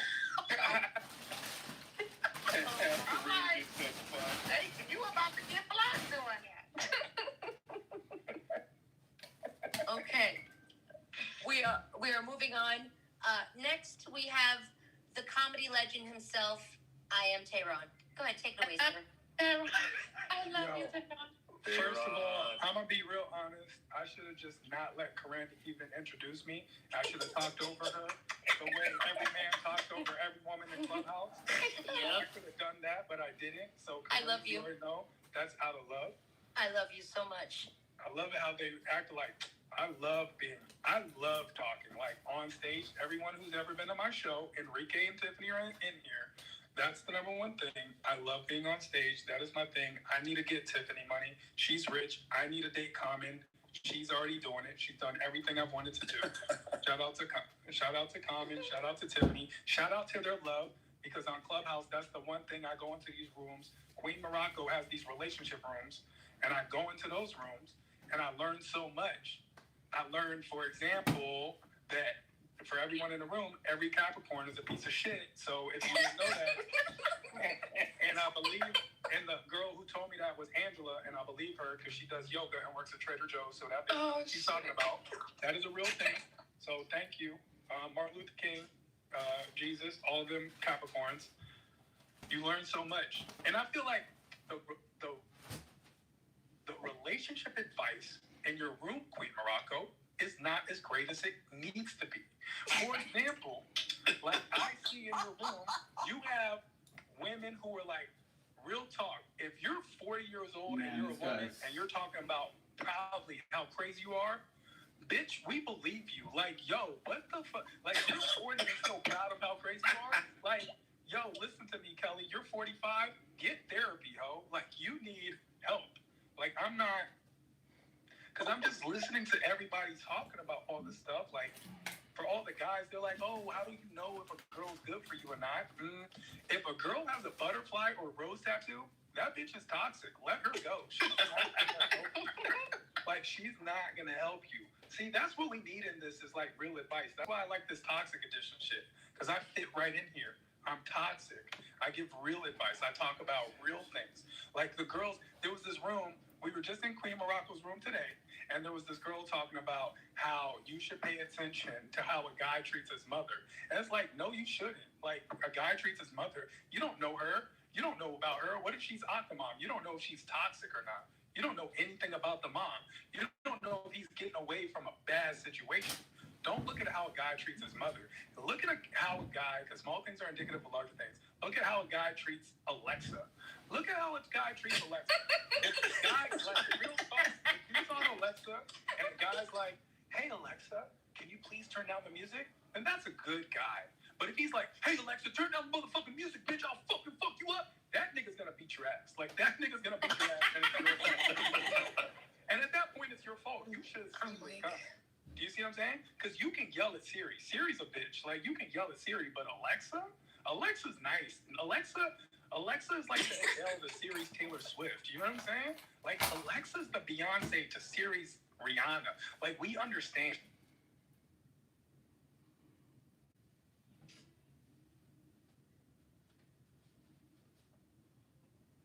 Oh, dude. Not cool.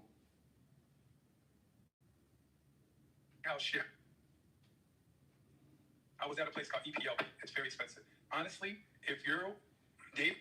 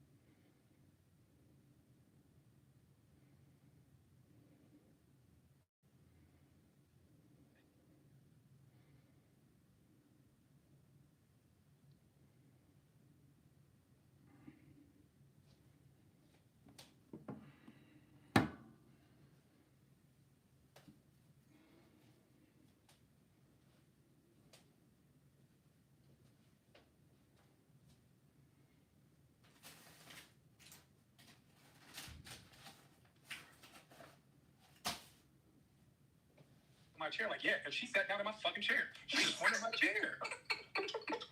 She wanted my chair. Like, she used me for a chair. Like, how does that even work? And then on top of that, the girls who talk about, like, I love how they talk about, like, okay, well, don't tell anybody. Like, who the fuck? I don't know you. This is Clubhouse. I don't know you. You know what I'm saying? The only thing I know about you is that you are too cheap to buy a 9-volt battery because your fire alarm keep going off. Like, I don't know you. Man. You understand? Like, I don't know anything about you. But when they say things like, don't tell anyone, and that's the craziest thing, because they get mad at you when you give them advice. Like, I'll give advice. Corey been there. I give advice, and they get mad at me. And I'm trying to tell them the truth, and they get mad at me. I see it, even when they post on Facebook. Okay, there's this one girl who posts on Facebook, and she always has all these problems with her man. And I read all her shit. And then I posted on her Facebook. I responded on her Facebook. I put a comment. And she had the audacity to get mad at me and told me to mind my business. And I was like, mind my business? You post on Facebook. Bitch, I'm on episode 4, season 15 of your drama. Like, what do you mean, mind my business? You understand? I'm living vicariously through you, Carmen Esposito. Like, I'm not minding shit. Like, this is for me. This is for me. And I don't want to just blame, like, it's not just blame on the women. Men are actually, they're the worst. Men are the worst. I know. I'm a man. I'm the worst. I do the worst shit. I'm one of the worst. Okay. Has anyone ever seen this one commercial where it's the guy, he was driving and he was like texting and driving and then he died and then his mom read his text on live television and was like, my son's last text to his girlfriend before he died was, babe, I'm almost there. I love you. And he died. And then the mom brazenly just read the last text on national television. And I text and drive all the time. I text and drive. I'm the worst. And if I ever died texting and driving and my mom had to read my last text, she'd be like, my son's last text to a girl was, girl, you know you want this dick? Like, that's literally the last thing I would have texted a girl. That's who I am. That's where I'm at. That's why I'm like, I don't just blame women. Because guys are fuckboys. There's a lot of fuckboys in this room right now. I could go down the list. I could call people out. Please don't. Mike, he is. Martin, you're not a fuckboy, bro. You don't fuck. I'm talking about people who fuck, who are in this room right now, who are fuckboys in this room, and we know who they are. That was an unnecessary shot. And we know who they are. I feel triggered. What about my vagina? It's the truth. Like, yo, guys say shit. Yo, real talk. Guys will be like, hit a guy up and he'll say, oh,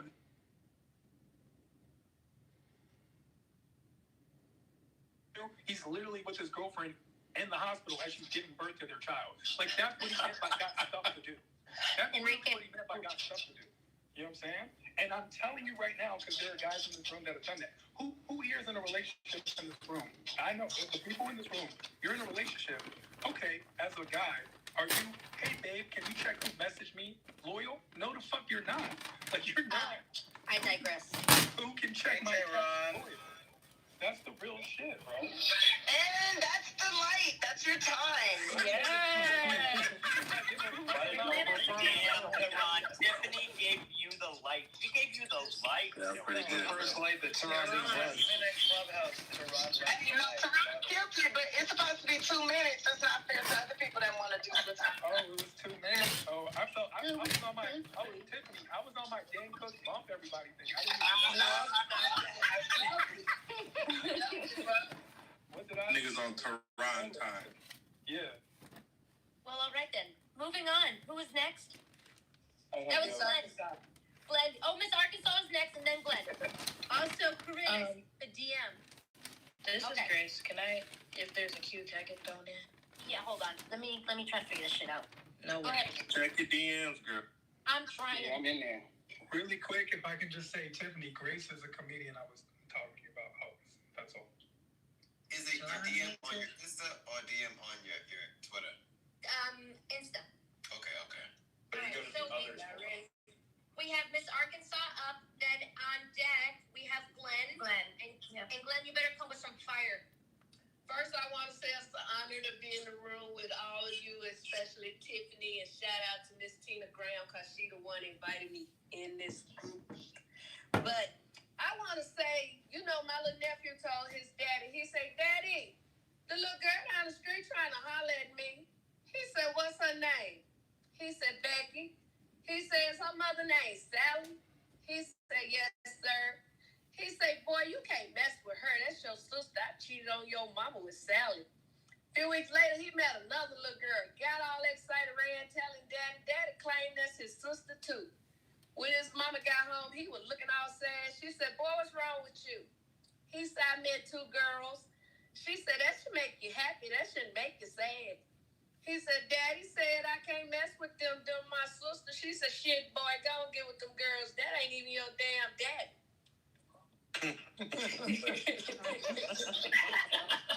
and like she say, we got a lot of comedians, so I'm giving you 2 more.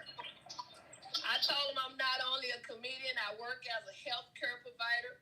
It's this one white guy don't want nobody to wait on him but me. The other nurses get jealous. They say he can talk, he can feed himself. I helps him anyway. The other day I went in there and sound like he said, can you check and see if my testicles black? I said, what, excuse me? Can you check and see if my testicles black? So I raised the cover up. He said, man, what are you doing? I said, sir, I'm checking to see if your testicles black. He said, I said, can you check and see if my testicles black? So instead of firing me, they put me in a different department, right? I think they was trying to set me up, Corey. And they put me in there delivering babies. And the first couple they gave me was a white couple. The guy, he all nervous and shit. He running in and out the delivery room. He messed up and missed the delivery. I went out there, I said, congratulations, sir. Your wife just gave birth to triplets. He said, that doesn't surprise me. My penis is the size of a chimney. I said, what? That doesn't surprise me. My penis is the size of a chimney. I said, well, sir, you might want to clean your chimney out because the babies came out black as hell. So they fired me and I had to be a comedian and I'm going to leave on this one. I used to live in Texas, right? Me and a friend was out walking. She saw about 50 guys. She looked at me. She said, girl, we getting ready to make some money. I said, girl, what is you talking about now? She said, girl, I smell some dick in the air. I looked at her. I said, stupid bitch, I just burped. And that's my time. I love y'all.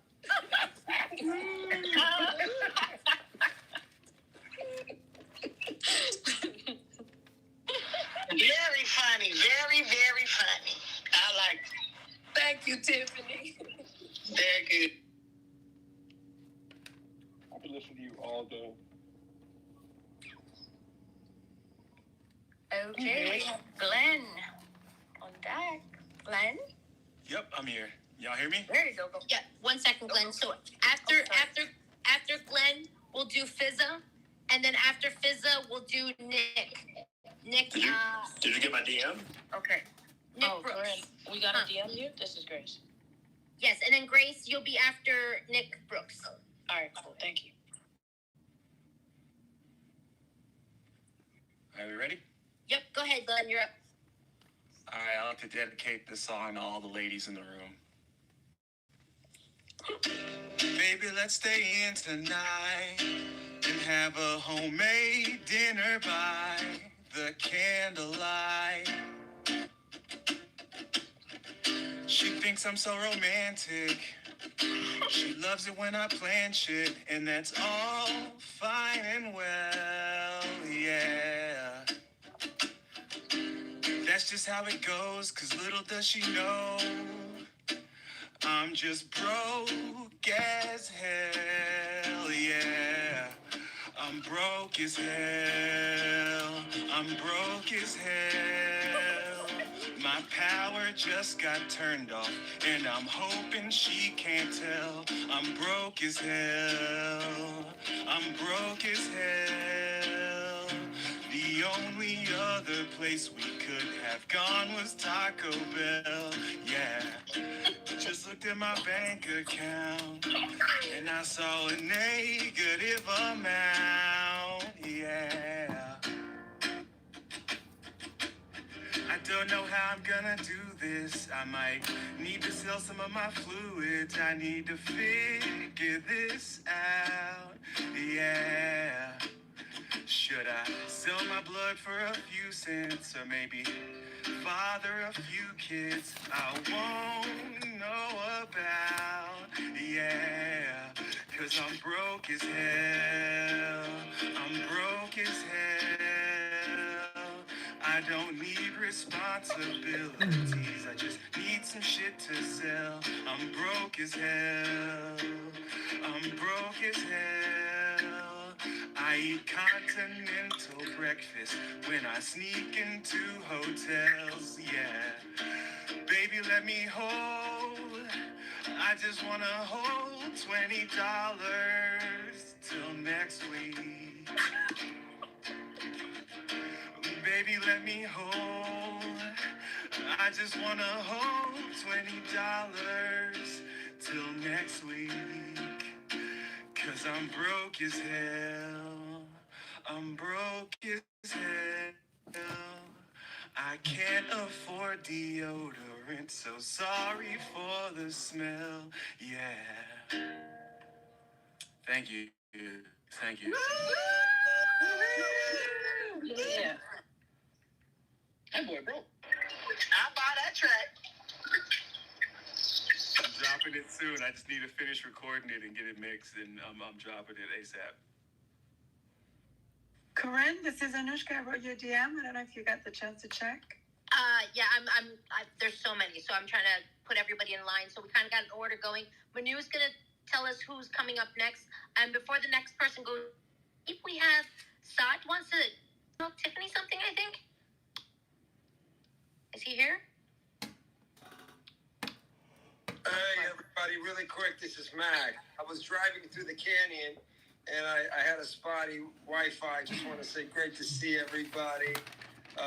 Everyone's being so hilarious. I listened to Tehran set when I got on the road, and the set was so long, I got to Sunset, he was still going, Tehran, you're hilarious. I swear, I love the camera show. And you went so long, I think Dane Cook and Sunda together were like, damn, what the fuck? And you broke the record on going, like, fuck, it was amazing. And really quick, I want to give a shout out, Tiffany. Super congratulations, girl. You are a murderer out there, girl. You're killing it. And from the bottom of my heart, I want to congratulate you. Good to see you, everybody. Thank you. All right, and Sad's back now. Okay, so, Saad, go ahead, real quick. Go ahead, tell Tiffany what you wanted to tell her. Hey guys, this is Saad Siddiqui from Hollywood Improv here. Tiffany, we just wanted to wish you a super huge congratulations from all of us around Burroughs. We love you at the club, we miss you, and hopefully you come visit us soon. I know this is the Laugh Factory room, but I just wanted to say congrats from all of us. So. Man, fuck the improv. Oh shit! I'm laughing up for the improv. And will you please use my script that I wrote for you? What? I think he went out. Oh well. Who's next? I think I might be next. Who's Yes. next? Fizza. Hey, Tiffany, congratulations. Thank you. And for always sending the elevator back down. For those of you guys who don't know, my name is Fizza. That's my government name. I'm not in the Wu-Tang Clan. People need to stop asking me if I'm in the Wu-Tang Clan. You're not the first person to ask me. I'm not RZA, I'm not the Jizza. My name is Fizza. It's not spelled F-Z-A. It's spelled F-I-Z-A-A. There's two A's at the end, but it's not pronounced Fizza. It's pronounced Fizza. One of the A's is silent. I don't know which one. Maybe they take turns, like twin babies playing the same role in a sitcom. My last name is Dasani, like the water. And one time someone forgot my last name, and they're like, Fizza Aquafina?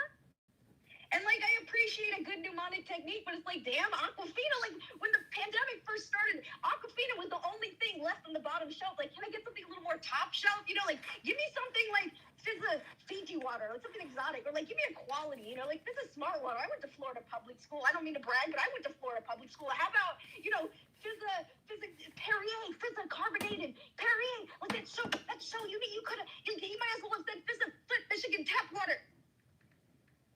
I'm just trying to bring awareness. Prior to the pandemic, that's a little bit about my name, but personally, I'm a big fan of vigilante justice. I love it. I used to wear pigtails so I could catch a predator. Gotcha! I'm 33! I'm just kidding. I'm 35! I haven't done shit when I was 33! My internal comedian clock tells me that's about 2 minutes, and I don't want to take up more time, so I'm just going to leave you with this. People always ask me what my relationship status is, and I'll tell you this. I see my side dude once a month, my main dude once a week, and my therapist twice a week, and it works beautifully for me. So thank you. I yield my time. This is Fizza Dasani. My Venmo is Fizza-Dasani. You know how to spell my name, goddammit.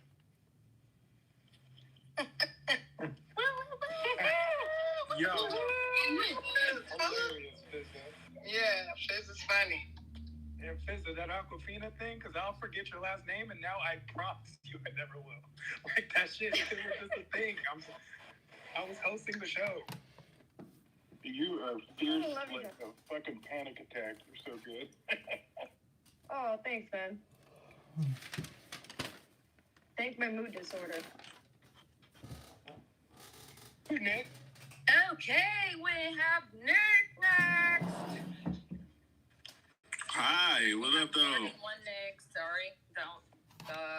Nick Brooks, guys, the black one up here at the top. Congratulations, Tiffany. Always a pleasure to be on stage with you, even if it's not a real one. So, I heard Caesar Augustus issued a decree that a census should be taken over all of Rome, that the first tax-paying Roman that travels to Bethlehem and finds and murders a baby in a dirty stable will become the richest man in all of Rome. And it's too bad they didn't find that baby, because my nigga Judas did it for 80% off.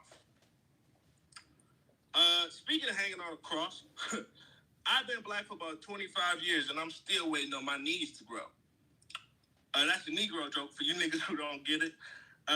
So I'm going to go, speaking of Negroes, I thought that Larry, Curly, and Moe were the three Ozzy brothers that wasn't rhyme. I guess I got that fucked up. Anybody been listening to R. Kelly lately? No? Good.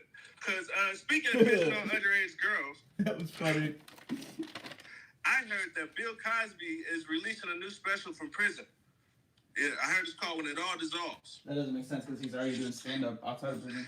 All right, I'm going to go to this last one. I heard that, well, no, it's not an I heard thing. This is an actual thing. TLC stands for the Learning Channel.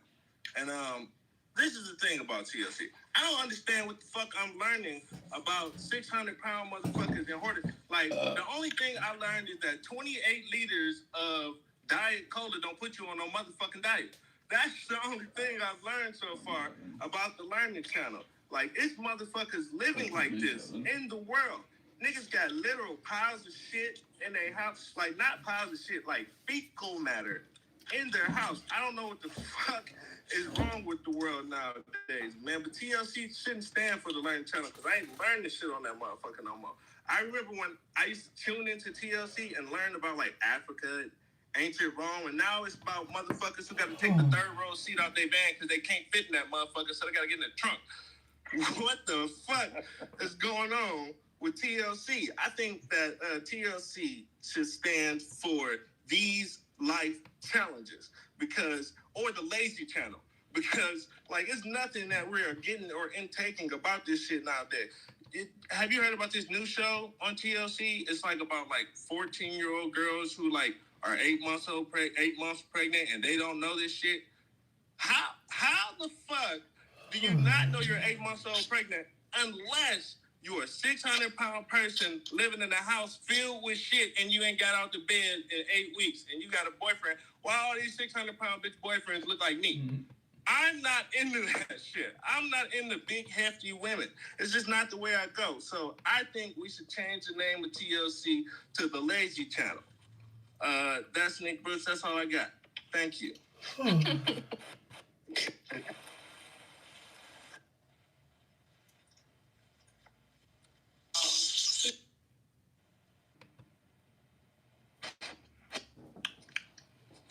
I don't even have TLC.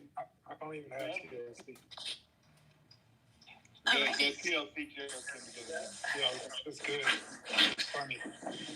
I only heard the first half because I just got here to my mama birthday get together. It's me and my sister and my mama. So. Oh, that's cute. Say what's up. Yay. Yeah, it's my mama. Happy it's birthday, my mama's mama. birthday. Y'all send me some cake. Happy birthday, because it's my mama's birthday too. March 14th is that day for gems to be made. Mama. Happy birthday. My friends on Clubhouse say happy birthday. Happy birthday. Happy birthday. 1, 2, 3, happy birthday. Happy birthday. Happy birthday. Happy birthday. And Mama. Happy birthday. My friends on Clubhouse. I won a Grammy today. Happy birthday. Yeah. Everybody. She's telling her mama, be quiet. And make sure you live to see many, many more wonderful years, Tiffany. Yeah, my baby got a Grammy now. Wow. What a moment. I feel like a fly on the wall. Dope. That's dope. And this is for you. Happy birthday. Happy birthday to your mama. That's To you. Right to your mama. That's it. Praise them right there. That's hot. Congrats. Congrats on your Grammy. Thank you. Thank you, guys. Thank you for letting us share in that moment when you Sweet Jesus. Okay, who's next to the stage? Come on. Grace. Grace. I can't even get called up to the stage, dude. Tiffany, if you can. If I could what? The same. Pay attention. I was going to DM you, but then I was like, yo, because I'm just going to say this. No pressure for Grace, but I really just enjoy her honesty and the way she is. That's all. Okay, awesome. I'm listening. I relax, Teron. She's gonna let you hold the Grammy, Teron. Easy. Eric Rivera. And Tiffany, I ain't even worried about the feedback because I already got to follow. Oh, I'm sorry. I only heard the first 2 jokes, and those were funny. It's cool. All right, Grace, go ahead, babe. All right, so quick question for everybody. Have y'all been fucking during quarantine? Yes. Hell yeah. Well, I haven't, so fuck y'all, okay? I am so sex deprived right now that I think it's making me straight again.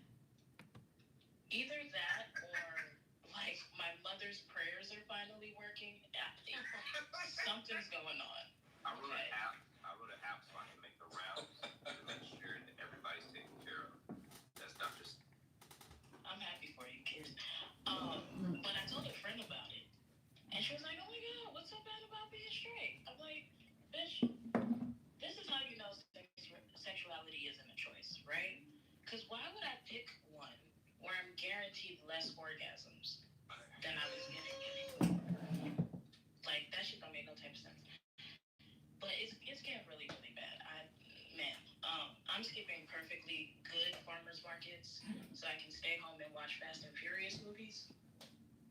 And then I got this small can of Axe body spray that I keep around the house. So you spray a little bit, it smells like a man's in the house, you know. I might also be huffing that can of Axe, but I don't know if straight people do that. But either way, you can't say I'm not committing, right? To the lifestyle. But I almost want a man lying next to me and lying to me at the same damn time. I've heard that's what y'all like about the whole experience. But either way, dicks or strap-ons, I've realized I need something as soon as possible. Because yesterday, I kind of seductively at a picture of the Washington Monument. It's the corners. They're kind of veiny. And the Lincoln Monument is kind of looking sexy too. Not gonna lie to you. It's because he's like, you know, that strong, silent type, strong jaw. And I'm kind of scared about this whole thing. I know I'm making jokes about it, which is the job of a comedian is to, like, you know, bring all the scary shit and make you laugh. But I'm giving it this really ominous name. So go with me here. In a world where Grease can't get some, coming to theaters this fall, The Streaming, presented by Jordan Peele, because this is a fucking horror movie and I would like to check out of it. Thank you very much. I'm here for it. That's what I'm talking about.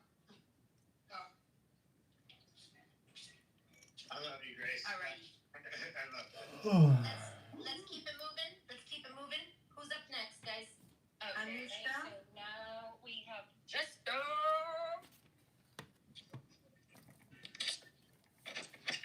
Hey.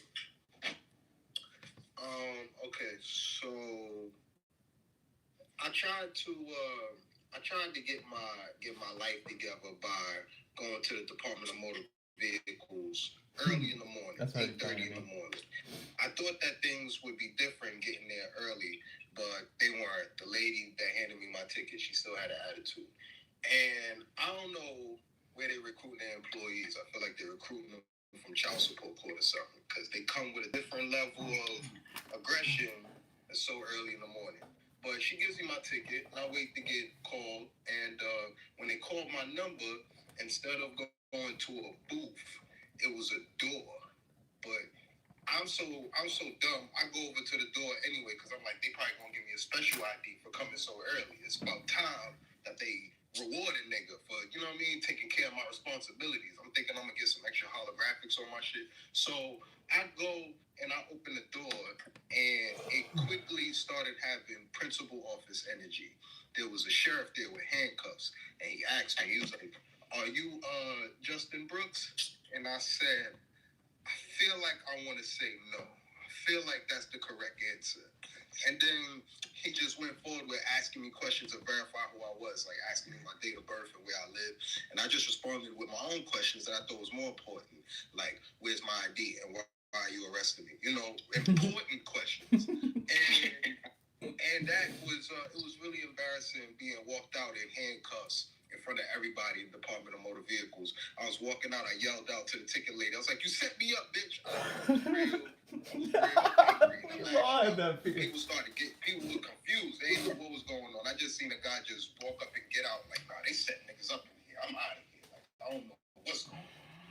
And that whole experience was frustrating because it was so early in the morning. I feel like I got dressed and took a shower so that I could clock into jail. And I wanted to get there early to make a good impression. You know what I mean? So from now on, when I show up to the Department of Motor Vehicles, I get there at 4:27. Because if you're going to lock me up, it's going to have to be after Price is Right. You are not going to lock me up before Maury. It just don't feel right. That's my time. Hilarious. Me and my sister over here busting up. Oh, thank you so much. I appreciate that. Who's next? Thanks, Justin. You set me up, man. We have on that Lazarus, and up next, Jail Judah. I I was just wondering, am I on the list by any chance? Because it's 5 a.m. here. I just want to know if I'm on the. Anushka. This is Anushka. Yeah. I don't care what fucking time you're at. You wait in line like everybody else, but you are up on the list. You are on the list, just so you know. Oh, perfect. Thank you. You're welcome. That was funny. In the clubhouse room. I gotta think. I love it. Hello, my name is Lazarus Howell. Listen. We have Jill Judah. You are on deck. Yeah, you're after. It's alright. I just play cool. I play cool. That's cool. Hello. How are y'all doing tonight? Yeah. So my friend recently got engaged, and she feels bad for me because I'm the only single friend left. And she's so polite that she doesn't keep me from tagging along as a third wheel to her dates. But I've been, trying to make her miserable to see how far I can push it. So they decided to go to the movies, and I showed up, and I sat in between them and made them both hold my hands like I was a 7-year-old. And I knew that shit was awkward for her, but it wasn't enough to push her over the breaking point. But I think I finally did it because I was spending the night at her apartment, and I guess they was having sex. So I busted in the room. I was like, y'all got everything y'all need? Towels, water, you got condoms? You need me to record it? No, y'all good? Okay. So the next day, she comes to me and she says, hey, best friend. And anytime my homegirl says that, I know it's followed by some bullshit. She was like, you know what? You've been single for a while, and I want you to experience what I'm experiencing. So I went on Facebook, and I got your pictures, the good ones, from that angle where it only like you got one chin. And I made you a profile on POF. I was like, girl, ain't shit on POF. Ain't no fish. It's piranhas, eels, goddamn pollution. There are no fish on there. She said, don't trip because I found a nice dude. He got his own car. He got a job. He got a dental plan. I was like, oh, bitch, he got a dental plan. I can work with that. So we went on a date. He was real nice, pulling out chairs and being all polite and shit. And, shit was going too well. And I know my luck. So I was like, so what happened with your last relationship? He's like, well, my wife broke up with me because I got a little problem. I was like, shit, here we go. I was like, what's your little problem? He said, when I get happy or excited, I stutter. I said, that ain't no problem. All you got to do is shut the fuck up. And y'all, this shit worked perfectly until the first time I gave him something. You ever had a dude on top of you sweating and grunting and stuttering and trying to ask you sexy shit? He talking about, is this pussy wet for me? I said, yes, nigga. And so is my face. Can you stop spitting on me? Like, y'all, I was trying to make it work because I got a tooth that's been fucking with me since 2015. I'm trying to get it fixed. So I was like, you know what? I'm going to hold on. I'm going to keep trying. So one day we were taking my daughter to the mall, school shopping, and we ride in his car, and I noticed like all his CDs are skipping. I'm like, first of all, why you got CDs in 2021? And secondly, do you drive over railroad tracks or some shit to get to work? Y'all, he told me the only way I can sing along to the songs is if they skip. Y'all, his favorite song was "Girl, You Know I love you." I was like, nigga, no, you know what? We can't even do this. We can't even do this. So I decided, you know what? I'm going to break up with this nigga because this shit not working for me. And we found out something new. When he get mad, he stutters too. He going to say, oh, you going to break up with me? You know what? That's fine because you a And I hung up because you're not going to call me a fat bitch on my Metro PCS prepaid phone. Thank you. I've been down with them.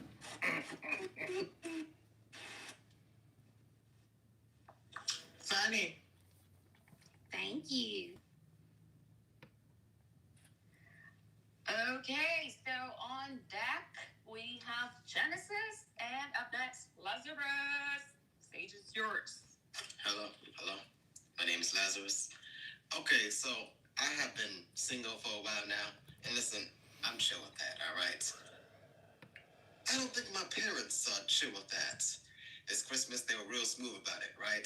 They bought me a wedding ring with a letter attached saying, the clock is ticking, with a heart emoji added. In 10 years, I promise you, I'm gonna put them in a home with the same letter, of course. The clock is ticking, heart emoji, and then death emoji, and then ghost emoji. My parents can't put my ass to that. I used to be scared, though. My father was a psychopath when it came to whooping ass. My father's catchphrase was, spare the rod and spoil the child. In church, behind closed doors, my father's real catchphrase was, I beat kids for fun. You know, like the Scarface quote, I kill a communist for fun? My father repurposed that shit for his own children. He used to like whip himself on the back of his own belt like a sadistic masochist. He was like the giant from Jack and the Beanstalk. Fee, fi, fo, fum. I beat kids just for fun. And listen, this is only when the kids fucked up, all right? My father is a good father if we don't fuck up. But once we do fuck up, my father becomes Chris Brown, Kids Bop edition. And this was my life. You know what I'm saying? This was my life for a while. But I lived in a white neighborhood, so the CPS was on our shit as soon as possible. So ass whooping now is now banned at my house. We have the corner system, which is so much less fun to watch. It's not fun when you're getting your ass beat, but when your brother fucks up, it's prime time pay-per-view up in this bitch. Fee, fi, fo, fum. I beat kids just for fun. My brother's crying, paralyzed, and I am enjoying every second of it. I got popcorn, candy. I smoke up my own drink because, bitch, I don't give a fuck. I also am a psychopath. The apple don't fall far from the tree, my niggas. All right, that's my time.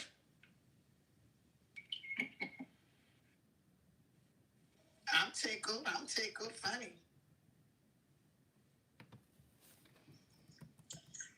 Okay. Real quick, I'm sorry. We have a very long list, so I just want to make sure everybody's keeping it to two minutes, only because I don't want to waste anybody's time that's helping us out tonight. So please keep it to 2 minutes, and go ahead, Manu. Go to the next person.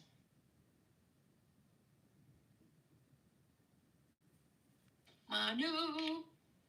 And I was on mute, so sorry. Okay. We have on deck Dr. Lansford, and up next, Genesis. Hi, everyone. Hi, I'm Genesis Soul. So I was watching the Super Bowl commercials, and they reminded me of the commercials at the beginning of quarantine. Like, you guys remember, like, last year when, like, all the companies, like, finally had to acknowledge that there was a pandemic going on? So they all sounded like this. We know these are unprecedented times, but we also are having a sale. So in honor of the deceased, Hummer is offering 0% APR for the first 72 months to qualified buyers. We're here for you. So that's great. That's gonna bring Grandma back. Thanks, Hummer. So I think this is a good room to get personal in. I was having relations with a man, and he was on top of me. Classic. And my stomach fat folds farted at him, and I tried to adjust to make it stop, and it just changed pitch. And like a true gentleman, like a true Roscoe, well, he kept on going. He just kept on plowing me. That is right, ladies. There are still good ones out there. All right, I'm going to leave it at that. I'm Genesis Soul. Thanks.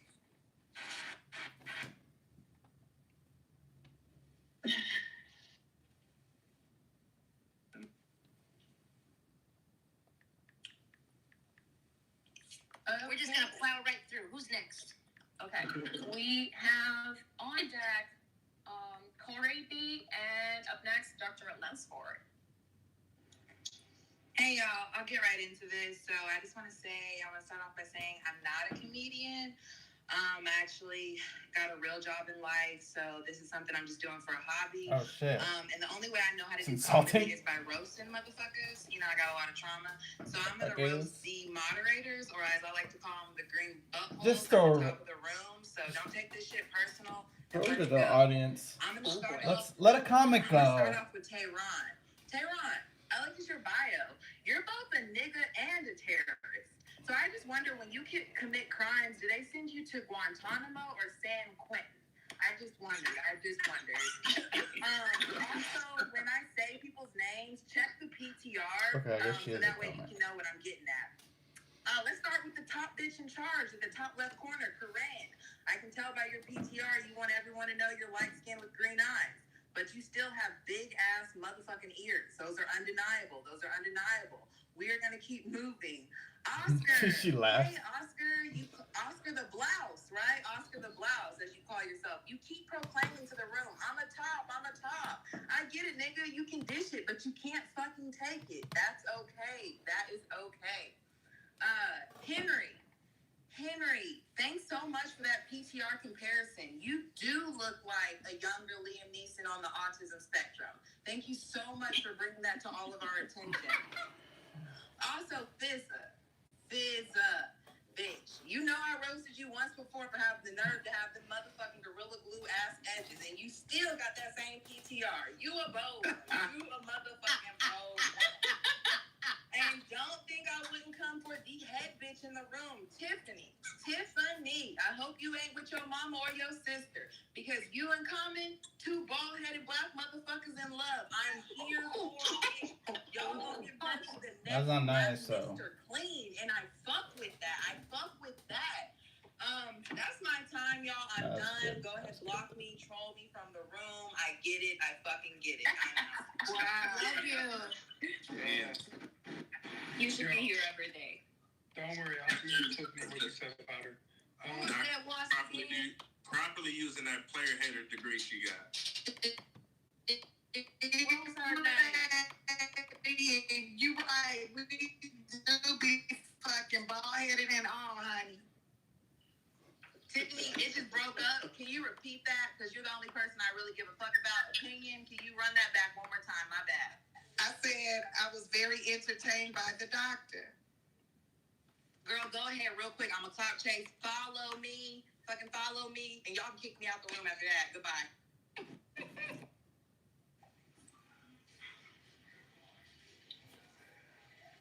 I'll thoroughly enjoy it. All right, moving on. Okay, so we have on deck Ray Somebody was and calling me and cut the phone Corey off. D. What up, though? So, I gotta say, like, after spending from the age of 17 to 24, locked up, y'all, I had to learn what the world was like in a different way. Like, when I went away, my high school sweetheart, she was so beautiful. I had to adjust to her being my homeboy when I got out. I was like, damn, everything's different. The world we was living in when I got out in 2010, I had to adjust everything, and then I felt so comfortable. I'm like, well, you know what? I could probably mess with her. This could be the first, because I was ready to lose my virginity. I have not had sex. I only seen it in the movies. That's all I did. I did not have it yet. And so I relied on her because I felt comfortable. She turned from a stud into a woman for me like I needed, y'all, for a moment. But that was the moment that I should have realized that this might not go right, because I wasn't even prepared for that. Now, you know, like when you behind a woman, guys, you know, you going behind her and stuff, you know, you get kind of geeked up, you grab her hair. I couldn't do that. You know what I did, man? I slapped her in the back of the head. You know what she did, man? She hit me in my shit. She from Detroit. She said, nigga, you need to find something else. So what I did, y'all, I decided to go ahead and go on dating sites. So I went on something called PhD Tinder. I'm like, you know what? I might as well try to date up. I went on something called PhD Tinder. Now, some people say that white people are uptight. Some people say that black people, we think we the coolest. You know what I'm saying? I'll say neither one. But what I will say is this. That Chinese people need to learn some motherfucking sensitivity, man. I'm on this date, y'all. I done gave this Chinese lady my motherfucking card. The date going terrible. My date looking at me, she like, this nigga can't spell.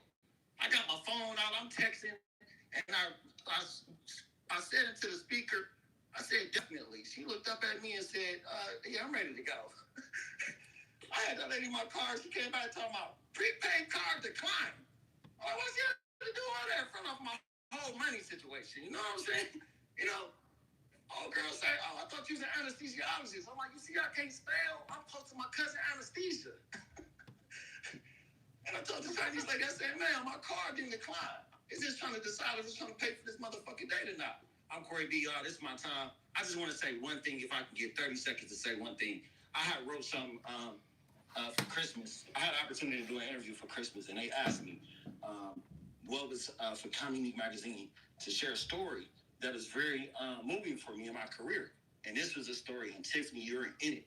You don't remember me. I was background, but they moved me up front next to you on the last OG, and this is what I wrote. It says, what's your biggest accomplishment in the comedy industry? I wrote, working on the set of Tracy Morgan's TV show, Last OG, being able to soak in that experience, watching him and Tiffany work. That was definitely one of my most memorable moments in comedy. I remember it like it was yesterday. I couldn't sleep the entire night. As I lay awake, I was imagining 3 things that could happen on set tomorrow. Tracy takes a liking to my shit talking. Tiffany Haddish falls for my charm. Met the man who was also a part of the cast, which was so dope. I saw us ended up in a long dice game on set, and met the man and I become the best homies. Yup, I wanted something special to happen that day, like a sign. So I tried smooth attempts at gaining the attention of my future comedian family. On set,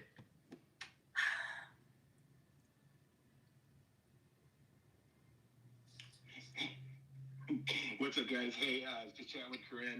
So what we're gonna do? Sorry to cut you off, Corey B, but we got a lot of people to get through.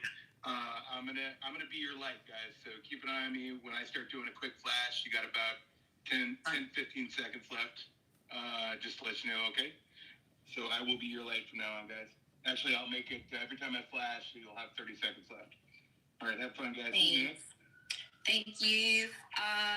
On deck, we have Anushka, and up next, Ray Ray. Yo, what's up, everybody? Everybody in the audience, go and hit the greenhouse, follow the club, so when we do this, y'all can come back in if y'all like it. I remember Tiffany Haddish from back in the day. I think she had the white Camaro or something. She was doing the thing. And she used to do the Laugh Factory at San Manuel and San Bernardino. And it's crazy, y'all. If you ever feel bad about your life, depressed, feel like killing yourself, go to San Bernardino. You're going to feel a lot better about your life. And these are the facts, because it's crazy out there. No hope at all. No hope at all. They lost hope at 92. But these are the facts. And I'm tired of dating skinny girls because skinny girls ain't got no benefit. That's why I like fat girls. Because when you lick on fat girls' fingers, it tastes like seasoning. And these are the facts, you know. And I also like fat girls because they're like Snapple, you know, made from the best stuff on earth. See, skinny girls, they fingers, all they taste like is wants and needs. Like, I want this, I need this. See, the fat girls' fingers, they taste like Jelly Bellies and motherfucking chips. These are the facts. That's why when you jump on top of them, they like a luxury vehicle because they got that cruise control. You jump on top, get your back in line, feels like a heating pad. This motherfucker's NASA approved and everything. And as she breathes, you go in and out. You be like, breathe faster. Deep breaths. Then she can't blame me for being a 3-minute man because she was a 3-minute breather. And these are the facts. See, and then I'm also attracted to girls with disability. I was working at Amazon. They got disabilities everywhere. Every aisle's a disability. And this one girl, she was cross-eyed and shit, but she was fine. Booty was organic, titties was organic, no GMOs or none of that. I just wanted to go up to her and be like, girl, you've been crossing my mind all day. And then it was fucked up because I took her on a date and we went in the picture booth with the 4 pictures and her eye was in 4 different directions. I was like, oh shit, I can use this girl as a compass on a boat. I can lay her down on a boat and find true north. And these are the facts. That's time, man. That's time, baby. All right. Appreciate it, Ray Ray's comedy. That shit was fun. Good day. Okay, we have Laura on deck, and up next, Anushka.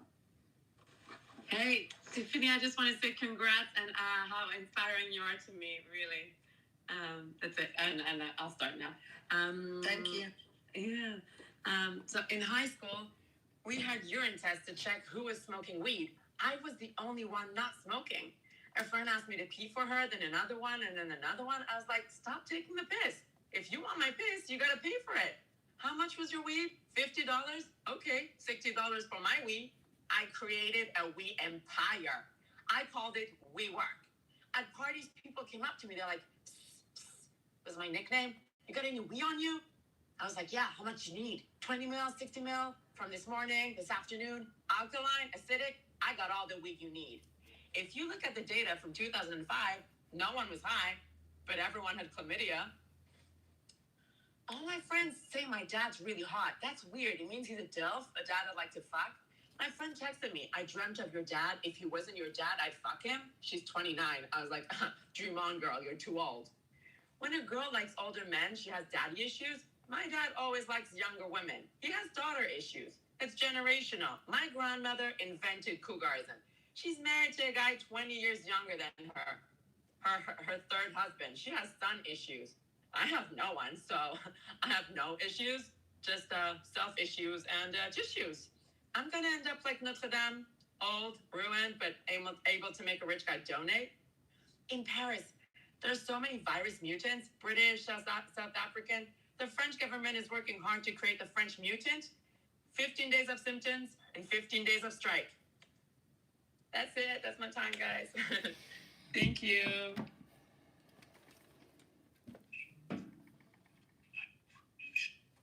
Sweet. Okay, so we have on deck Isaiah, and up next, Laura.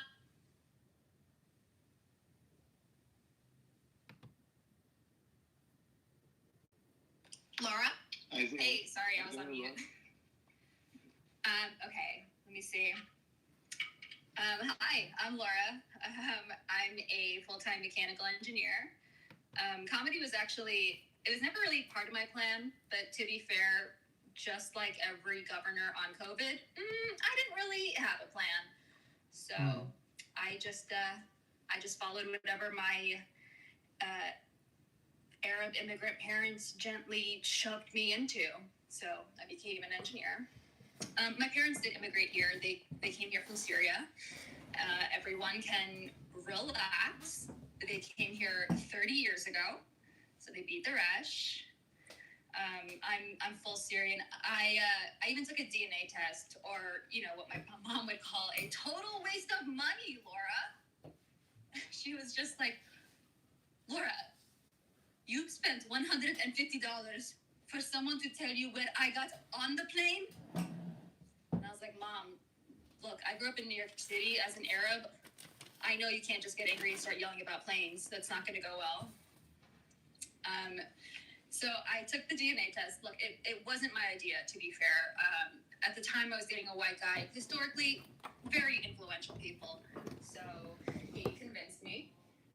And I kid you not, the test came back and it said I was 100% Syrian Arab. 100%. Literally the only people more incestuous than us are the British monarchy, basically.